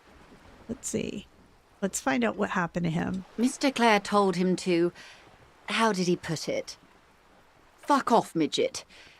Gaumont is short of stature, you see. Okay, Yes. then. Keep in mind, this is a negotiator Mr. Clare has worked with before, and who was more than fair with him and the union. From their perspective. Sounds like usual aggressive posturing. I don't know about that. Okay. Tell me about the union boss, Mr. Clare. Everard Clare is a man of the utmost integrity. If you can say one thing about him, it's that he always puts the interests of the workers first. Okay. Of course not. Everard is fantastically corrupt. I imagine he has a thick, viscous goo where you and I have blood. Is he that bad? He is the most corrupt individual I have ever seen, and I deal with men like him for a living. If there is anyone more venal, more irredeemably nepotistic, then it's his twin brother, Edgar. Wait, there are 2 of them? Yes, Edgar looks exactly like his brother, except for that lazy eye. He also talks exactly like Everard does, and when one's term as foreman is up, the other takes over. Okay. It's how they circumvent the term limits, you see, with a funny little switcheroo. While in office, they've embezzled God knows how much of their workers' dues. All right. What about the union itself outside the brothers? The Débardeurs Union was once a perfectly normal institution. 20 years ago, anyway. It must not have been easy to establish under the Emergency Act, but they did it. I can respect that. Organised labour at its best, as they say. Then something happened in the local chapter elections. The brothers Clare came and transformed it into a how do you say? A mob. The debardeurs are a crime syndicate. Sad as it may be, I suspect we'll be forced to cooperate with them. Refreshingly honest, officer. The company has tried appeasing in the past, but I'm afraid our concessions have only emboldened Everard and his brother. And your opinion, detective, if I may ask? I'm a curious and talkative person, you see. Would you say the Debardeurs Union is... So this is hard because I'm not saying that the union boss isn't running a mob syndicate, but if you think about what she considered to be, again, significant concessions, overtime pay and health insurance, like, come on, man. These are table stakes, in my opinion. So he was fighting for really legitimate things for those workers. So how reliable of a narrator is she? And what about Kim? I mean, what's his views on union? And like, I don't know. I want to be careful here. What I would like to do is to tell her what I think she wants to hear, because I need money so that I don't lose my hotel room. So I have two motives going on here right now. But I'm afraid that the game can't accommodate for that. And if I give her a bullshit answer, that's going to become part of my personality. Okay. An effective advocate for the rights of the local working man. Would you say the union is an effective advocate for the rights of the local working men? A giant leech sucking the life out of Revocol. Basically a socialist mob. I prefer not to have an opinion on these things. I'm going to say no opinion. Of course, officer. What are their demands? One more thing, you said something happened in the elections. There are leaflets everywhere, and banners. What did they say again? Oh yes, every worker, a member of the board. Most of the workers probably don't know what that means. Yeah, I like it. I don't know what to think about that. Over-aggressive commie posturing. Seems like they have no idea about business. Forget it. No idea about business. In its defense, another said, demand democracy. Pretty tame stuff compared to every worker, a member of the board. What does that even mean? Most of them probably don't know what that means. Fortunately, they explained it. Every time the Wild Pines group makes a decision about anything, it needs the signature of each of the 2,200 workers in its Martinaise terminal. Okay, so they all get a vote. Just so you understand, this is but one of 22 terminals owned by Wild Pines. Essentially, not only are they kings of the company, they are also kings of the 72,000 employees of Wild Pines Group. All right. That's pretty funny, I have to admit. The workers can't be kings. The king is king. The king is dead. Long live the workers. What are you going to do? I'm not sure. Naturally, I assume that was just their opening position. A hard-nosed tactic with a side of mockery. But there's been no follow-up, just the same nonsensical slogan repeated over and over again. So, I don't know if you noticed, but what I'm trying to do whenever we hit a point where I could give an opinion on this situation is I'm trying to be as neutral as possible or redirect by just ask to a new question. Part of that is because as a detective, he really should try to be neutral and not have an opinion about this. But also, I could guess at what I think she wants to hear, but I also could be wrong about that. So I feel like the best chance of like not getting out of favor with her is to be a little neutral. And now, people are getting lynched, I hear. Behind the whirling in rags. A disastrous situation if there ever was one. Excuse me, from whom did you hear about this lynching? I first heard it from the bowyer at the gates. The one whose very name advertises his aversion to work. I think he said it was call me mañana. Call me mañana. This checks out. Okay. Okay, why can't we ask her right now? Hey, can you hire someone to get that thing down from the tree? I'm glad you asked. There was a woman, the previous forewoman of the union. She disappeared. Oh. Disappeared? Yes. On the last day of the local chapter elections, her daughter phoned in and said she wasn't running anymore. Or coming to work. Ever. End of story. Downright haunting, if you ask me. The Wild Pines suspected foul play, but what could they do? It was a union matter. Yeah. The point of the presentation is, these kinds of things happen around the Clares. Watch out when you're dealing with him. Okay. Thank you for your concern, ma'am. We'll be just fine. That's all I need here. Let's change the topic. Of course. How else can I help? Okay, let's see if we can find out some things. Let's show her some evidence.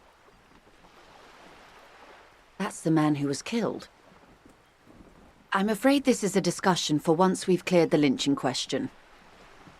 So you know something about the tattoos. Fine, let's return to it later. Why? How was you looking at a photo tied to the lynching? Better not tie the fourth day to the backstay on this. I hope there is something else I can help you with. She wants to answer the question. Protocol keeps her from it. Okay. What can you tell me about this lynching? Quite a few things, I'm afraid. She falls silent for a moment, contemplating something. The information I'm to share with you includes sensitive trade secrets. For the sake of my employer, I have to ask for your names and badge numbers. Of course, ma'am. Oh, no. We should have introduced ourselves. I am Lieutenant Kitsuragi from Precinct 57. And this is my colleague from Precinct 41. I'm afraid he doesn't have his badge at the moment. I hope mine will suffice. How curious. Why is that, Detective? Awkwardness washes over the conversation. Oh, no. The woman doesn't like this turn of events. I see. Remember when my partner told you I'd recently suffered from an unusual medical episode? My lost badge is related to it. I see. So, are you saying you lost your badge during the course of this episode? It's possible. After a night of heavy drinking, I lost all memory of my life in the world? No. I could have eaten it for all I know? No. Yes. I can't hear you, darling. Speak up, please. Oh, God. Let's just say number 2. Oh, dear. Some kind of encephalopathic amnesia. I don't even know how to respond. I do believe you, naive as that may sound. I simply can't imagine what you gain by faking such a condition. As I said, ma'am, his technique may be very unconventional, but he is an officer of the RCM. Of course, I sympathize, but I'm afraid I simply can't share anything more until I've seen that badge. Ugh. Hang on. She's a professional negotiator. She should be open to some sort of mutually beneficial arrangement. How do I negotiate my way out of this? Let's try it. Feelings will guide the way.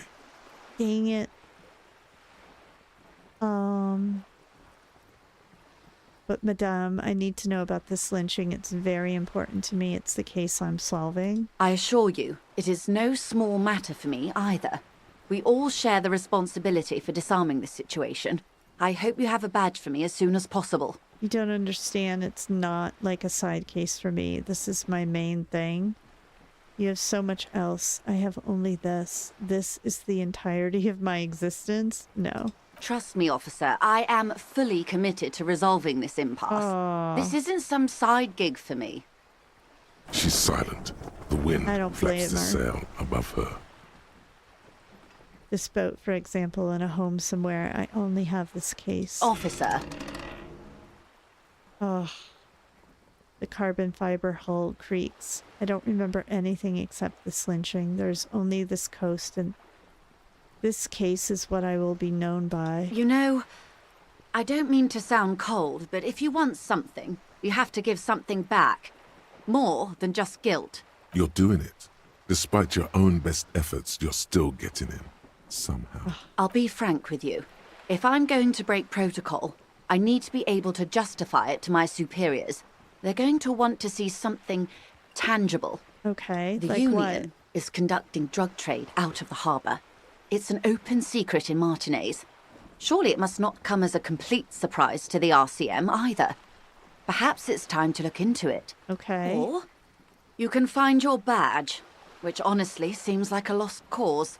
Detective, a word in private before we continue. Excuse us.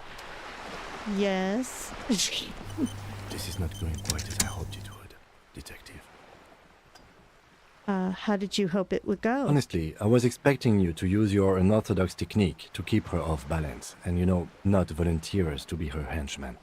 Oh, so we're henchmen now. Really? I thought it was going so well. This woman is running circles around us. She might have known about your misplaced badge all along, or she's simply an adept improviser. Either way, we've played straight into her hands. He doesn't let it show. But there is a limit to how much the consequences of your unprofessional behavior can cost the investigation. I am sorry for putting us in this situation. I'll handle it. What do you propose? That we don't investigate the drug trafficking? We could just, find my badge. Let's get back to her then. Let's go with you don't want to... Because I'll agree, I was like, oh, drug trafficking, illegal. Okay, we can do that. No. If there is reasonable suspicion, we must investigate. Otherwise, she could claim we are siding with the Union, or that we are on their take. We'd never hear the end of it. Okay. What I propose is, we ask her, then we investigate, briefly. But do not share the outcome of this investigation with her. We tell her it's done, and demand for her information on the lynching. All right, that's reasonable to me.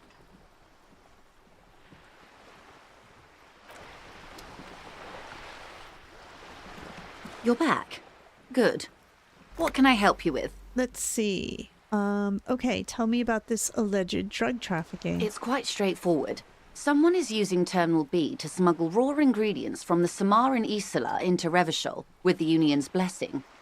Wild Pines has suspected it for years. Ingredients for what, ma'am? Yeah.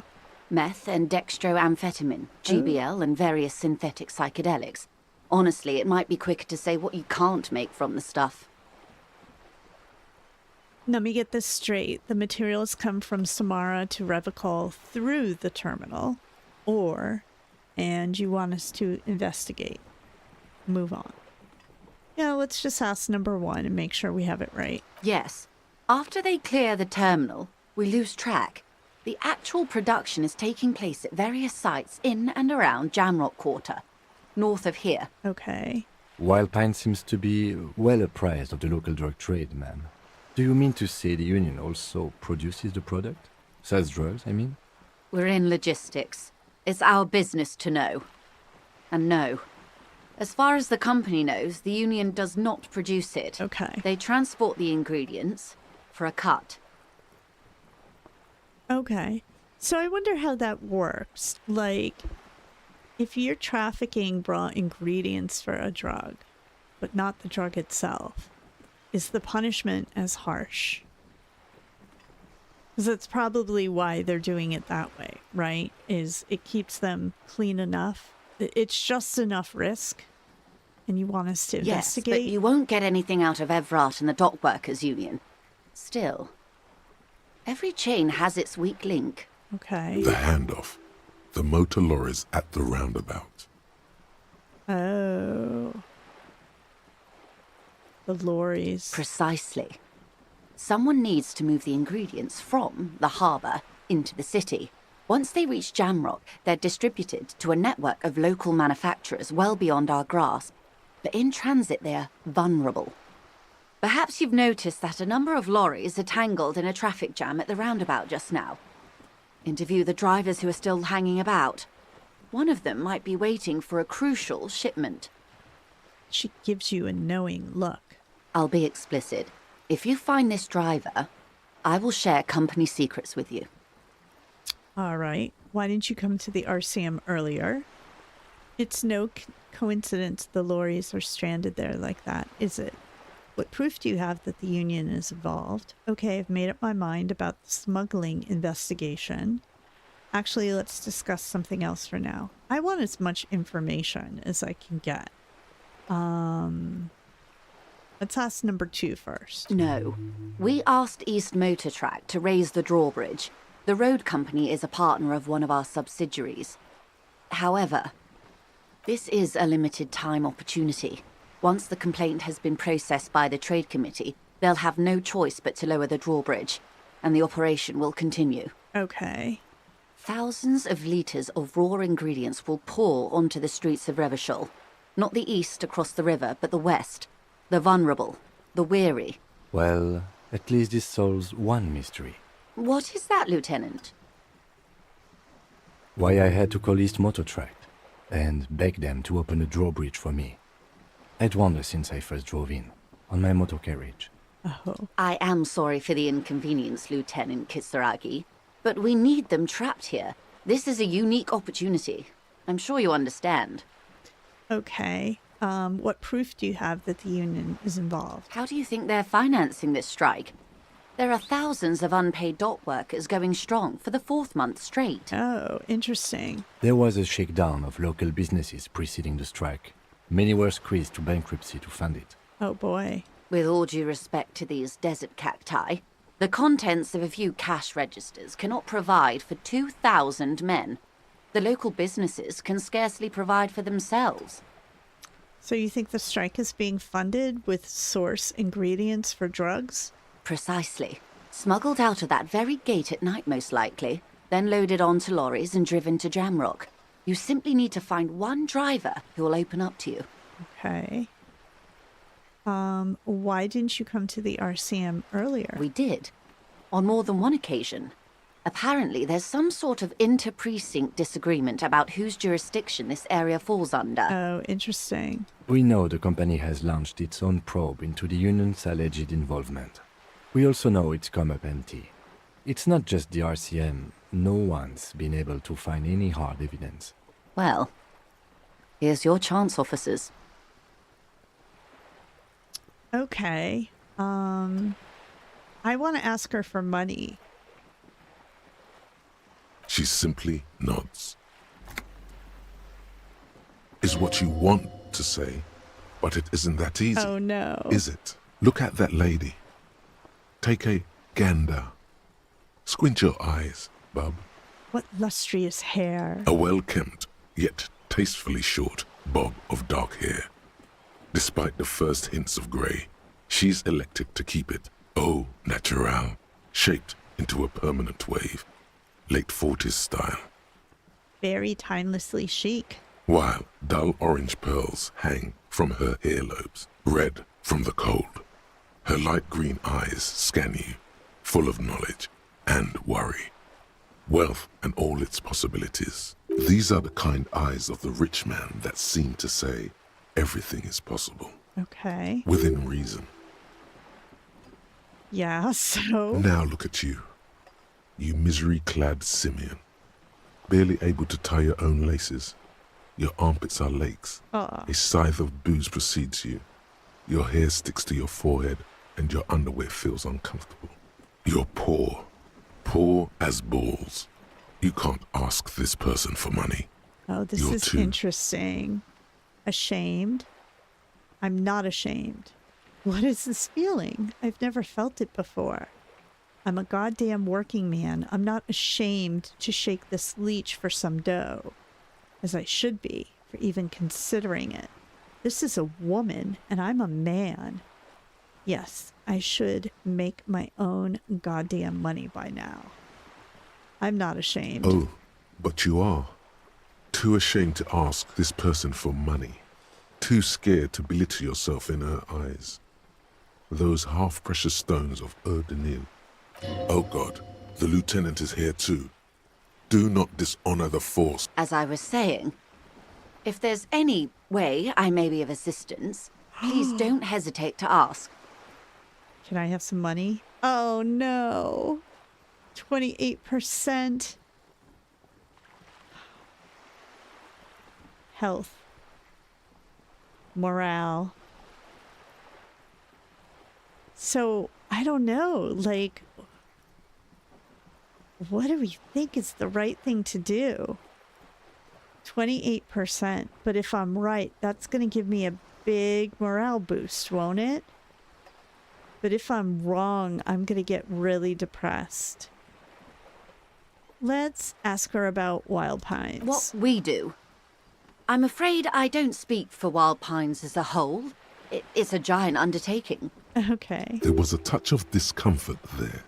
She wants to merely represent. Fair enough. Tell me something else. She nods. Let's see. Still 28%. What we do. There was Alright. a touch of discomfort there. She wants to merely represent. So what do they do? The Pines' core competency is logistics. Container shipping, freight, that sort of thing. See those airships there, blinking? Those are the shipping side of things. And that is the terminal. Another subdivision deals with energy, oil and gas exploration, offshore platforms. Got it. The Wild Pines Group is one of the original Revacholian Indo-tribes. Companies awarded royal monopolies by the king, the suzerain himself, centuries ago. The king is long gone, but several of the Indo-tribes remain. I see. Okay. Who are the other Indo-tribes? Saint-Baptiste, LUM, an unknown entity known as Brightest Star. Got it. You're in good company, it seems. Why, thank you. She does not register the real meaning of the remark. How much money does Wild Pines have? I'm not at liberty to discuss the company balance sheet, but I can tell you that last year, the company booked more than 20 billion real in revenue. Wow. Wow. That's it? I thought Wild Pines was supposed to be big time. Numbers like that mean nothing to me. The money I owe is so much less than that. Wow. 20 billion is a large number, but the conglomerate employs 72,000 people. They all need to be paid. Then there are capital improvements, interest payments. A wave hits the sloop. She grasps the mainstay for balance. A conglomerate the size of the Wild Pines is like a shark. If it stops moving, it will die. Then what becomes of those 72,000 families? It's a tremendous responsibility. Where does Wild Pine get all these billions? They started as an exploration and cargo fleet conducting trade between the Samaran and Insulindian Isolas 250 years ago, when pine ships explored the South Seminese and charted Lormentang on behalf of the suzerain. Okay. Wow, the world building in this game is incredible. Centuries of care, deliberation, and madness have gone into this endeavour. Vessels pass through the Great Unrest to re-emerge with apricots in tow. The logic of the system is totalizing. It's taken everything from its employees to build it. Wow. It probably helps to start out with a royal monopoly. What does such a huge system want with a place like this? Let's say that. You mean aside from being the terminal's legal owners, who are responsible for moving 8% of the world's cargo? 8% of all cargo in the world? That's quite the endeavor indeed. You don't keep it moving, the workers do. The company is nothing without them. Let's go with 1. There are no minor cogs in the system. Each terminal must be accounted for, lest the entire system break. Every hiccup in such a system means thousands lose their jobs, the world over. I'm here to assure that doesn't happen. Okay, what's going on over here? 28 minutes left of that. What's this? The 15th Indo-tribe. Wild Pines. Blah, blah, blah. Here they... Wait. Wild Pines felled Copious. Tricentennial. There's names of Revicolian Indo-tribes spring into your head, set loose at the mention of wild pines. Royal monopolies, octopuses, and swordfish, most of them gone now. And then it lists a whole bunch of them. But isn't one missing? Wait, no, there were only 14.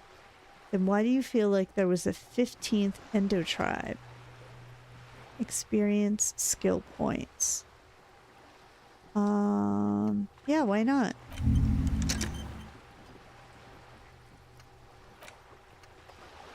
Let's keep this one going for now, though. And then this one's next.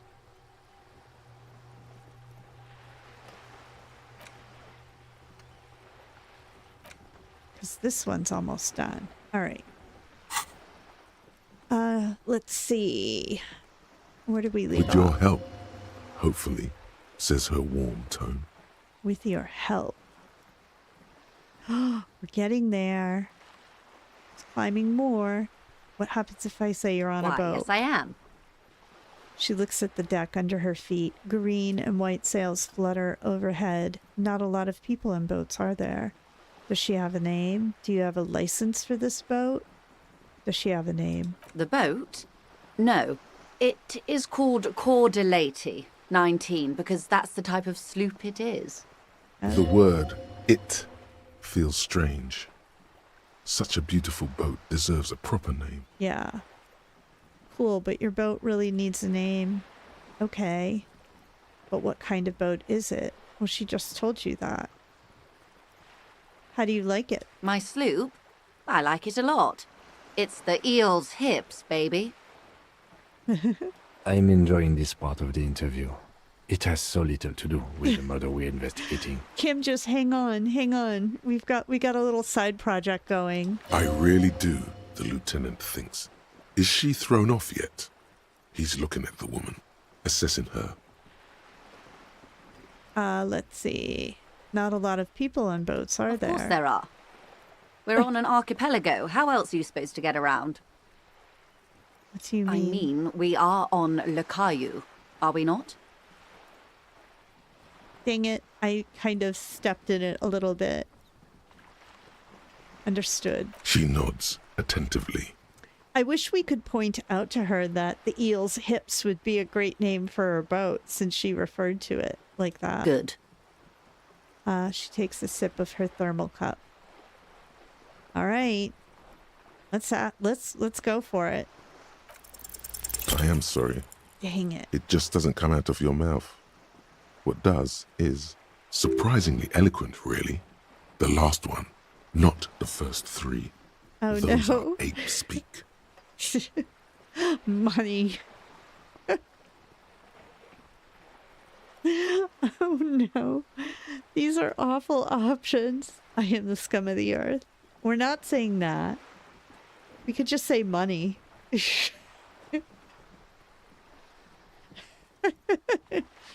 This one is the shortest. So let's just go with that. Excuse me? I didn't hear you. Her voice is kind, a little hoarse from the wind. What you meant to say was, That's locked. Yeah, thank you. That's all for now. Of course, detective. Take care. Wait, we didn't tell her. You're back. Good. What can I help you with? Oh no, we did tell her we would take it on. What's this right here? Your room in the Whirling isn't much bigger than the sloop. This is worth more than you'll ever earn in your life.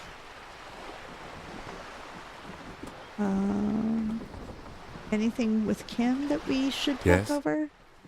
Let's see. No. Let's go up here.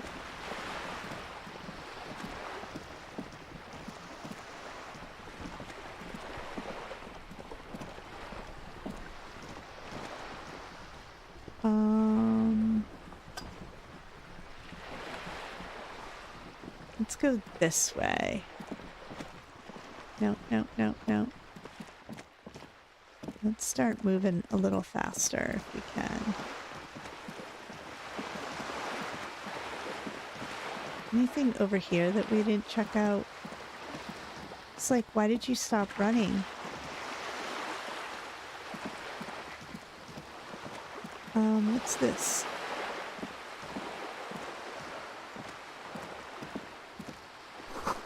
If you had a bag in your hand, perhaps you could collect these bottles and sell them. The ad reads, broken window. Tibbs has windows. The things I've seen and said. Okay. What's this? Wait. Oh, now we have a bag.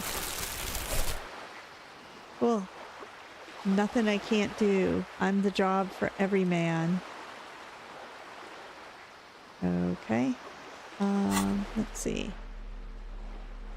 Do we have to, like, hold the bag? Orange bum hat. Here it is. In order to use it? Yeah. Looks like we do. Okay.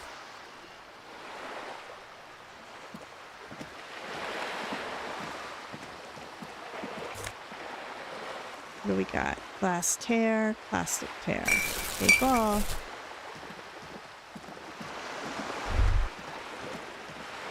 What's over here? Oh, now there's someone over here.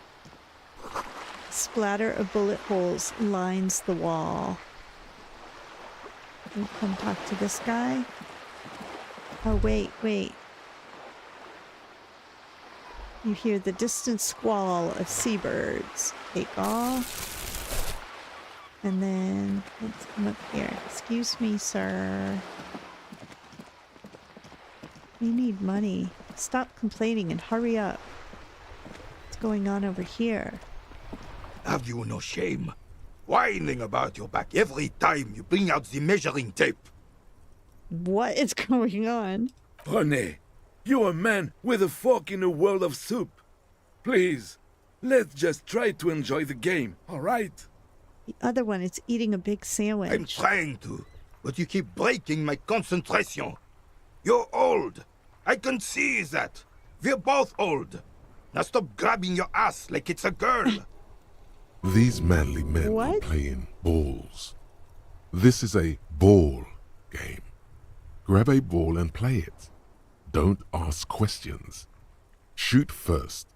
Ask questions never. Shouldn't I ask what game it is first? All right, I got this. Ball time. No, you got this. There's the ball. You're the game. We don't have good hand-eye coordination. Grab the ball and show them how it's done. Better observe them first. A moment of your time, fellows. Don't get involved in the game. Yeah, if we're going to waste our time over here, it's going to be asking questions. Sure, officer. I am René Arnaud, and my specially abled partner here is Gaston Martin. How can we help you? The man in the uniform stands before you tall and proud. Do you know anything about the man hanged in the backyard of Whirling in Rags? Unfortunately, I don't. Unlike most of the locals, I have no qualms about assisting law enforcement. But this affair has passed me by completely. And most of the locals? In Martinaise, the union is the law. So can you really blame them? But you don't have a problem with cops. Cop is a pejorative term. I don't have a problem with policemen. On the contrary, I admire the effort to bring order to our streets. He doesn't know about the crime. Your time is better spent discussing politics. Okay. So again, you don't know anything. If I knew, I would not be afraid to tell you. I simply don't. I'm an old man, not a coward. The daily business of the riffraff no longer concerns me. 'Tis true, sire. Good for him. He knows nothing. This is a man with a lot of past, but little present, and almost no future. Aww. Thank you for your time. What about this guy? I have really outdone myself. This is divine. Yes, that's what you need, Gaston.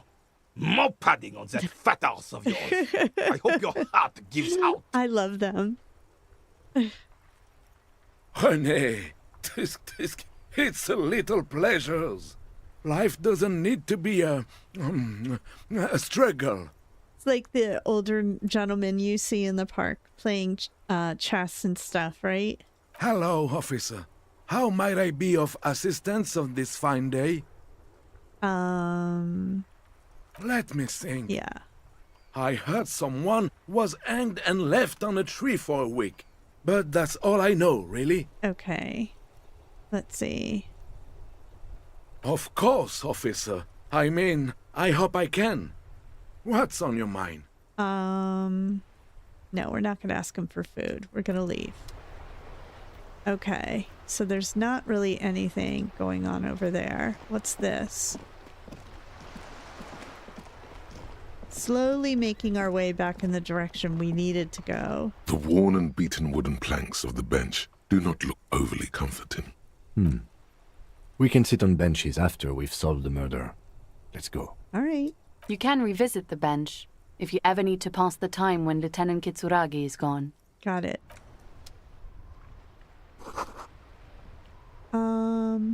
Tectonic force has cracked the pavement like an eggshell. Anything else around here? This Post Lavatorie mail collection box has been heavily vandalized with graffito. A closer inspection reveals 2 bullet holes in the front. Good mail delivery box. Fuck you, mail delivery box. Why would I talk to...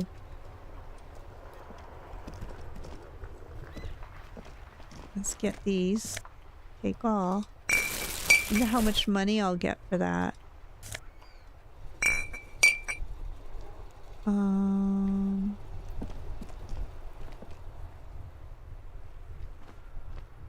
What's in here? An old call box with a matrix of push buttons lists all the companies in the East Delta Commerce Center. Okay. East Delta Commerce Center? This must be the name of the doomed commercial area. Oh, that's right. We're also doing this paranormal investigation about the curse, right? Main hall, building A. An off-key melody starts playing after you ring the doorbell. Then a woman picks up the receiver. Kuno, please stop calling here. Grown-ups don't have time for your stupid games. She thinks you're the gremlin child. What would he say to this? Try to impersonate him. It's me. Please open the door. I'm trying to get in. This is the police. Sorry, I was just trying random doorbells. Let's see if we can get her to open the door. Oh, I'm sorry, officer. I thought you were... There's a spot of static that overrides her words. But the doorbell is broken, and the bookstore shouldn't even be on the list anymore. So I can't help you. Please don't call here again. Thanks. A single beep indicates that the line has gone dead. All right, what about You this ring one? the doorbell, but no one answers. What an ominous name for a hair salon. Doesn't bode well for anyone's hair. Andro Orlando Hair, SCA.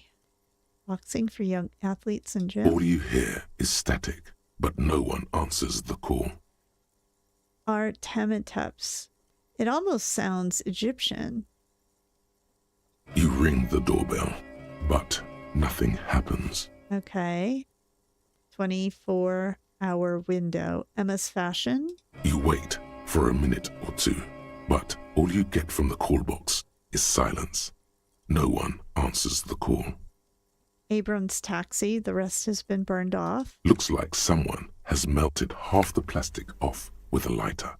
The doorbell doesn't work anymore. Okay. Slipstream SCA. You hear static from the intercom speaker. It sounds as if someone has picked up the receiver, but isn't saying anything. Hello, is anyone there? Yes, hello. This is Tricentennial Electric. This is a woman's voice, crackling and fragile through the static. Have you come to place an order? She sounds almost antique, as if her voice was being played off an old wax cylinder. A receiver must not be working properly. Hold on, Tricentennial Electrics? I thought I was calling Slipstream SCA. Yes, hello, can you let me inside the building, please? Yes, I've come to place an order. Sorry, I don't actually have any business here.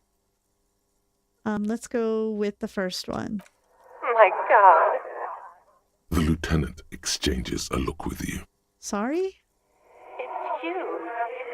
My God. I didn't think I would hear your voice. Who cares that you don't remember her? Just go along with it. No, something's wrong here. Are you sure she's talking to you? Do we know each other? Who are you? Where are you? Stand up straighter. Yeah, it's me. Here I am again, crawling back into your life. Yeah, let's do number 3 just for the heck of it. Michelle, just please. She stops and you can hear her breathe heavily, her breath distorted by ancient static. Why did you even call? I don't understand. You've been gone for months. I thought you didn't care. This is the lady in the chimney, isn't it? Hold on, tell me what's going on. What did I do? Of course I care. It's just that I've been going through some tough time.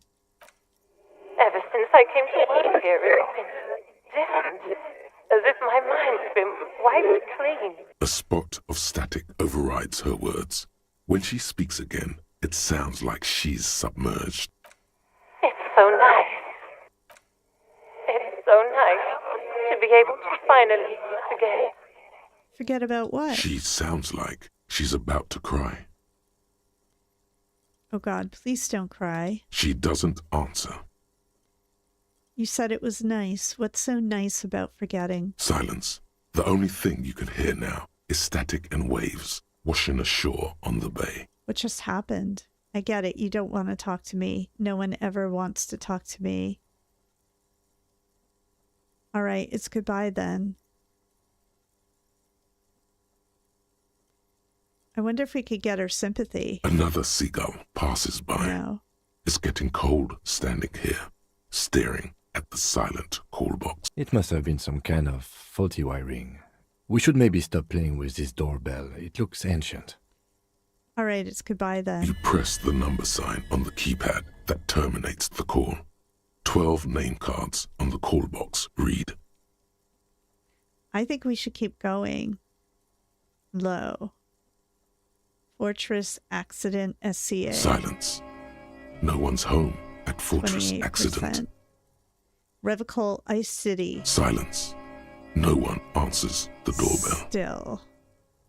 Main Hall, Building B. Whirling in Rags. Entrance to Building B. East Delta Pinball. Silence.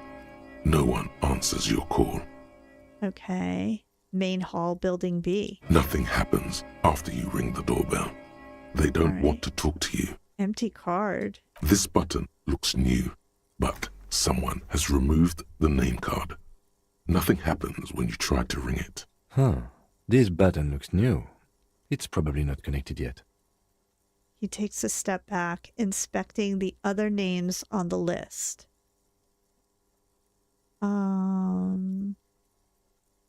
I'm going to hold off.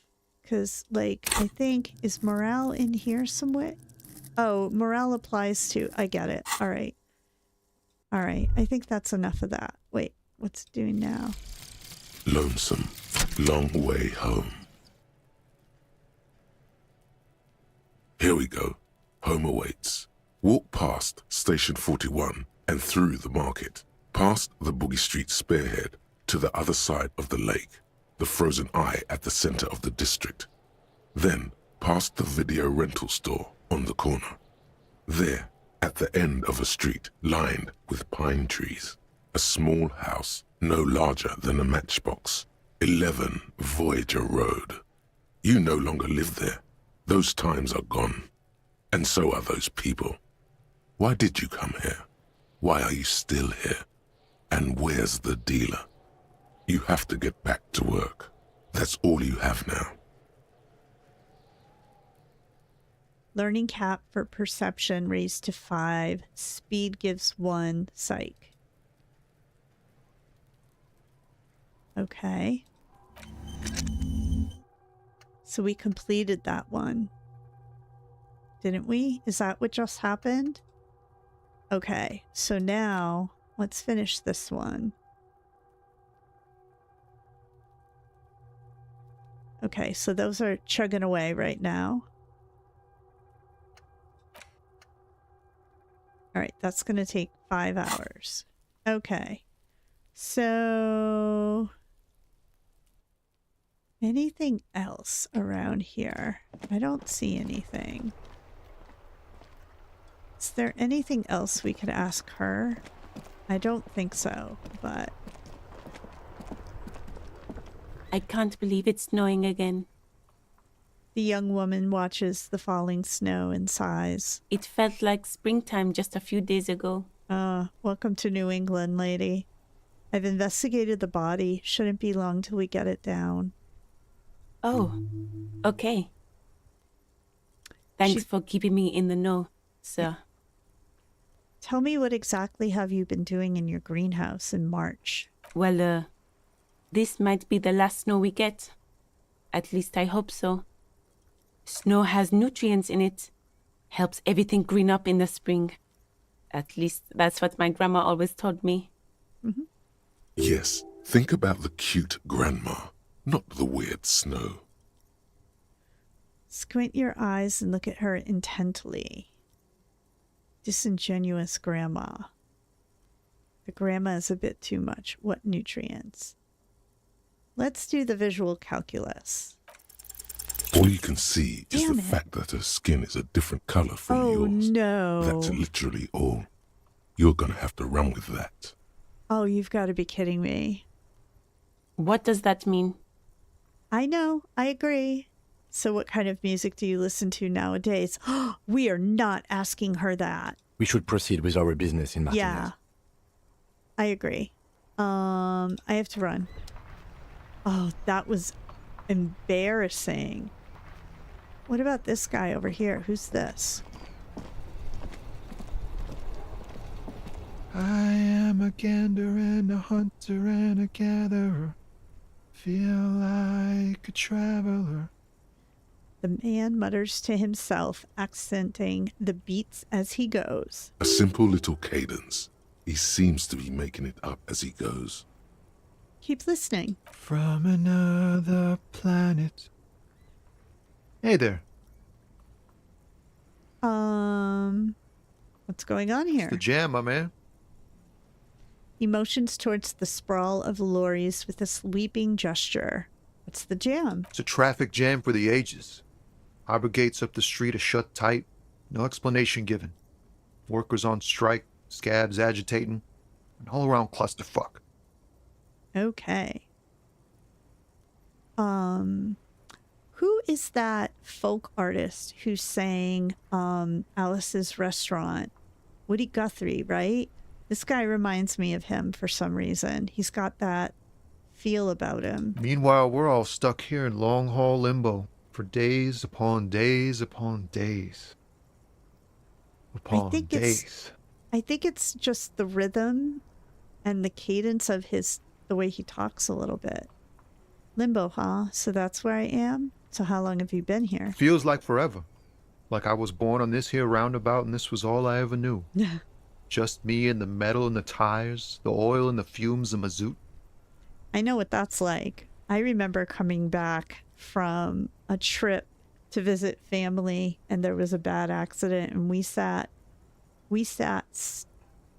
like not moving at all for hours, and at a certain point you feel like you're never going to get off the highway. Extravagantly phrased, but I can roll with it.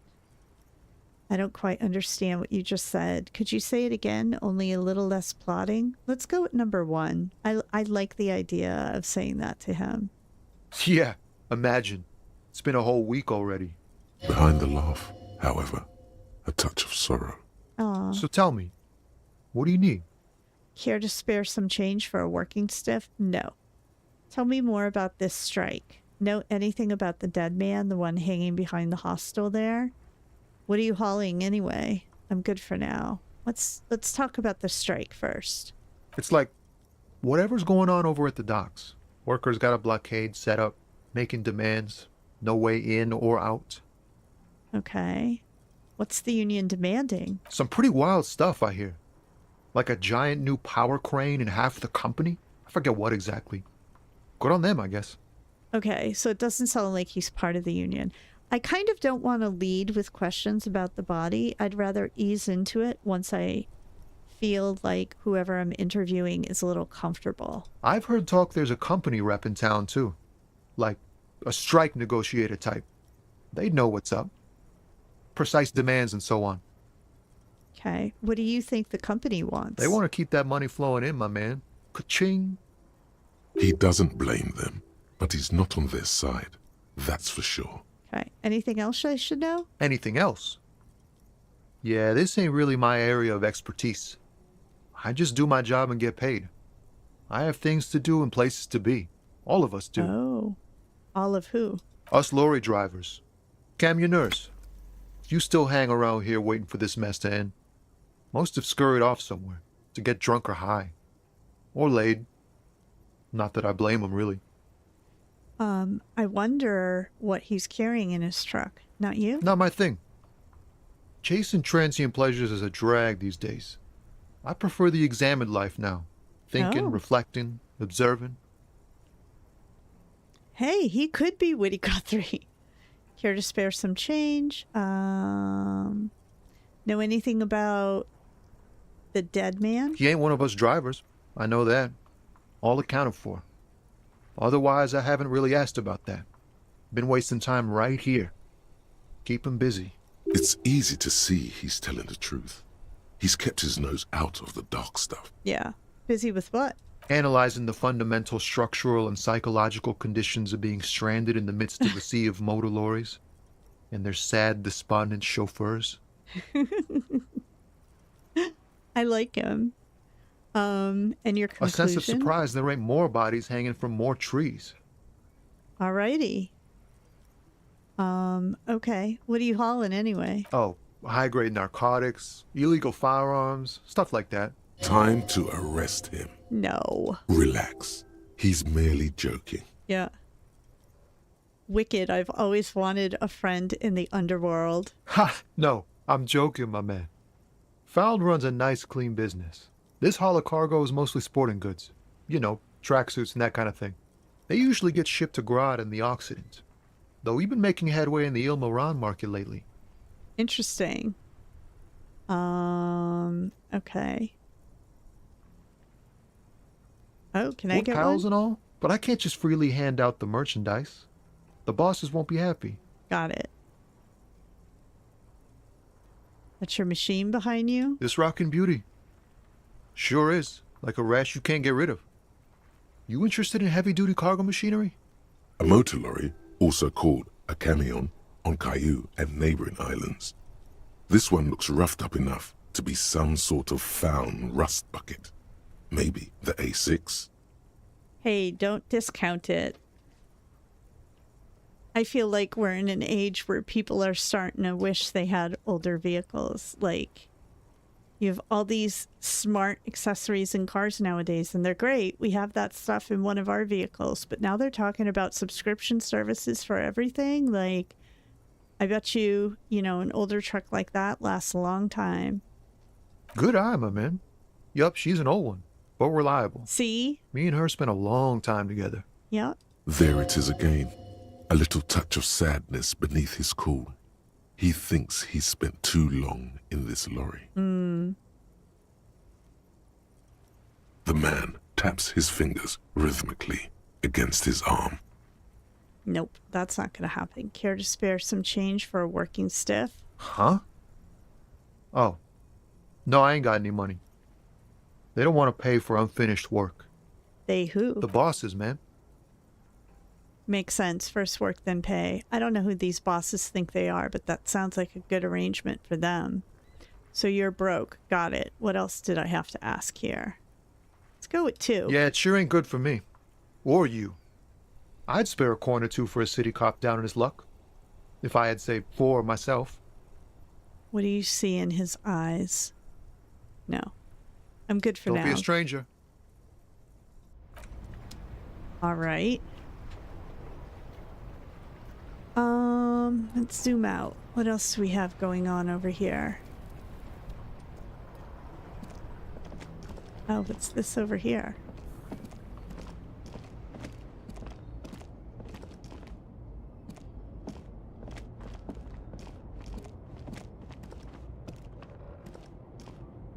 I just love looking around in this world. Isn't it great? A bold slogan, Humanox, covers the truck.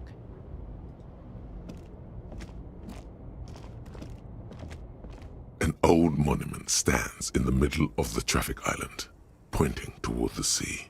Okay. It looks as if it's been reassembled piece by piece, secured and mounted in the air with the aid of numerous ropes and rods. Yeah, look, part of the neck of the horse is gone. That looks weird. A silver plaque on the statue's pedestal reads, "I am Philip III, the Squanderer, the greatest of the Philippian kings of Revachol, son of Philip II, the opulent, father of Philip IV, the insane." Jeez. The Squanderer. Okay. Yeah, let's see if we can learn. What did he do? You have no idea what you did a week ago. How would you know what this guy did many centuries ago? High above you, the king stands triumphantly oblivious to your memory trouble. All right. I was hoping we would, like, learn something and maybe pick up some points.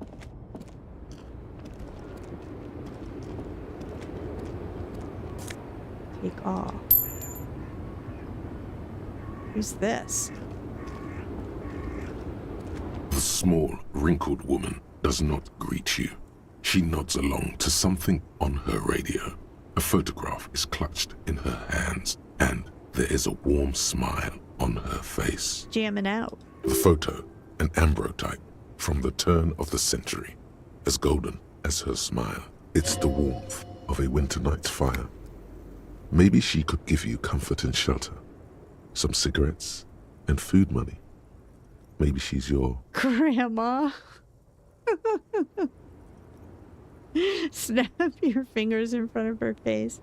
Excuse me, ma'am. I'd like to ask some questions. I want to say grandma so badly. Oh my god. But, like, what if she has important information to give us? Like, this is the problem with this game. Like, I'm trying so hard to be serious and do the investigation, and then they throw something like that in there. And there's a part of me that's like, what path would that take us down? Oh my gosh. I'm doing it. All right, I'm doing it. We've been playing for a while now. Let's have a little bit of fun. nothing. Her smile just keeps widening. Her hair is gray like lead. All right, let's see if we can ask questions. I was convinced that was going to take us down some wild ride. No response. Wherever this woman is, your words fail to reach her. Snap your fingers? Wait. She's just a distracted old woman. Better to leave her alone. Why? Why? I just told you why. If you say so. I don't know. Like, I feel like don't discount the elderly. She could have a moment. Why are we going so slow? All right. What else do we got here?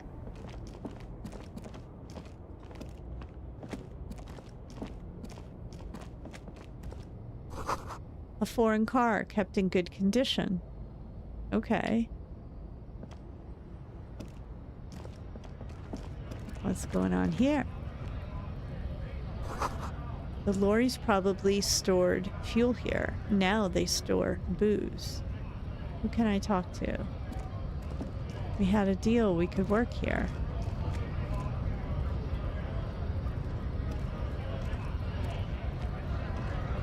Oh, I don't know. I wouldn't do this if I didn't have to.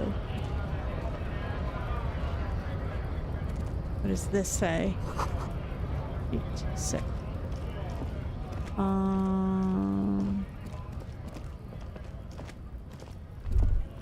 Wait. Welcome to Revachol. Announces the rotund man. The remark isn't addressed to you, it's addressed to the lieutenant. Why are you addressing my partner like that? Hey, I know Revachol, that's where we are. Never mind, let's keep moving. What is this trying to tell me? 3 T's, how idiomatic. Jump Jams, a popular music mag. A glossy magazine, most able-bodied. I can't see, it's covered up. Let's go in here. Oh, wait. Was that a trash can? Yes. What's this? Magnesium. Awesome. Let's go in here. Oh, it's a store. Yellow roses, dozens of them. Tulips, too. A melancholy pop song plays on the radio. The tear machine stands in the corner. A sign says, 1 bottle equals 10 cents. Insert your Your bottles. bottles clunk into the machine, and the money appears with a satisfying jingle. You're a richer man now. This is gonna take me forever. Let's talk to this lady. Welcome to Frit. Feel free to look around or something. Everything is out on the shelves. What's that magazine she's reading? Before we go, what is this Frit? What magazine are you reading? Let's proceed. I have some questions for you. I don't know. Frit? I think they think that the extra T makes it funkier. It doesn't. The story goes that normal Fritta, with 2 T's, a men's workwear shop in Vredefort, was already taken. So when Fritta Retail Inc. grew into a multinational corporation, they had to add an extra letter T. to avoid trademark infringement. What magazine You mean are you reading? this? She looks at the cover, boasting a colorful photo of 2 girls kissing. This is Pop Stars. It's got, like, famous people in it. It's not for sale. Looks like it also has something called Police de la Mode, featured on page 34. This speaks to you. Stupid famous people. I approve of this. Very futuristic. That's a weird thing to say. Forget about all that. What is this Fashion Police feature? I'm not even interested in that magazine. Now let's ask her about the Fashion Police. It's where they rate different outfits famous people wear. It's kind of funny. They're kind of mean. It's about who's the most stylish. Oh, who's the numero uno guy in there right now? And does he look like this? I bet your hat would take the prize. So who is the most stylish there? It can't be anyone from here. Oh. Let's do number 1. Her lazy eyes scan up and down your body, assessing the situation. No, I don't think so. We are not the fashion police. We're the real police. Oh, come on. You mean this? This is Pop's. Looks like it also has something called Police de la Mode. It's where they rate different. No. I don't like it. I hate it. We are not the fashion police. All right. Okay. I'm not really supposed to be chatting to anyone, but I was personally enjoying the fashion gossip, but Kim needs us to get to work because he's so practical and responsible. Let's see. Can you tell me anything about the dead body? I don't really know anything. I mean, I know it's there, but I haven't seen it, so. Let's see. What do you think happened? I don't know. No need to worry. It's just standard procedure for us to ask around. If you hear anything, let us know, okay? Okay. Let's see. Thank you for your help. What's this? A colorful display of cigarettes and alcohol bottles line the shop wall, inviting you closer. There, in that dark green glass, Oh, this is interesting. all in vain. The great flowing river of warmth, wine, alcohol, beer, alcohol, love, alcohol. Okay. Not right now. You can't afford it, buddy. You're not even close to having enough money to pay for your room tonight. A small cabinet on the wall is filled with various medicine bottles, nasal sprays, and blister packs. They all bear the Saint Baptiste Pharmaceutics logo. Their logo is the bloodless rose, pure white, untouched by harm. Just ask me if you need anything from St. Baptiste. We don't stock prescription meds, but we do have Nosafed, Duramine, magnesium, and Hypnogamma. Okay, we're not buying any of that. Let's leave. At least I know where I can get stuff. Now, it looks like there's a mob over here that is rather interesting.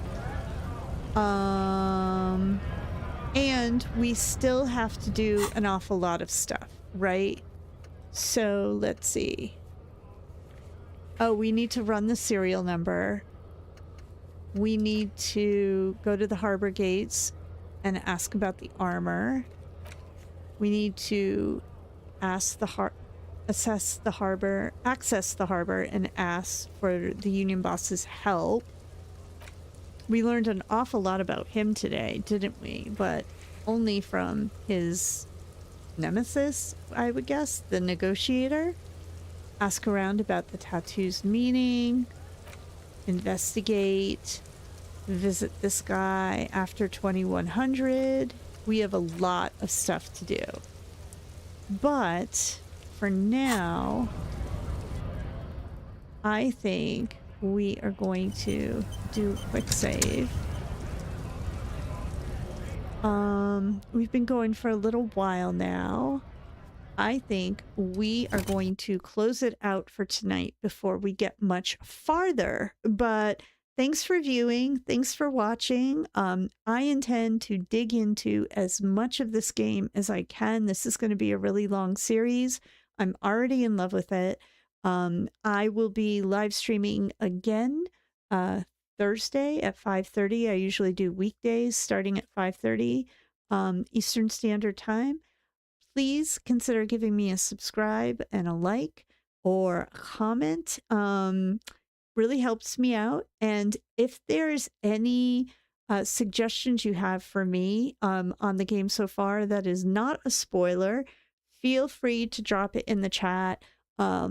I am in love with this game and would love to talk about it endlessly. So yeah, I will see you guys tomorrow, and thanks for watching.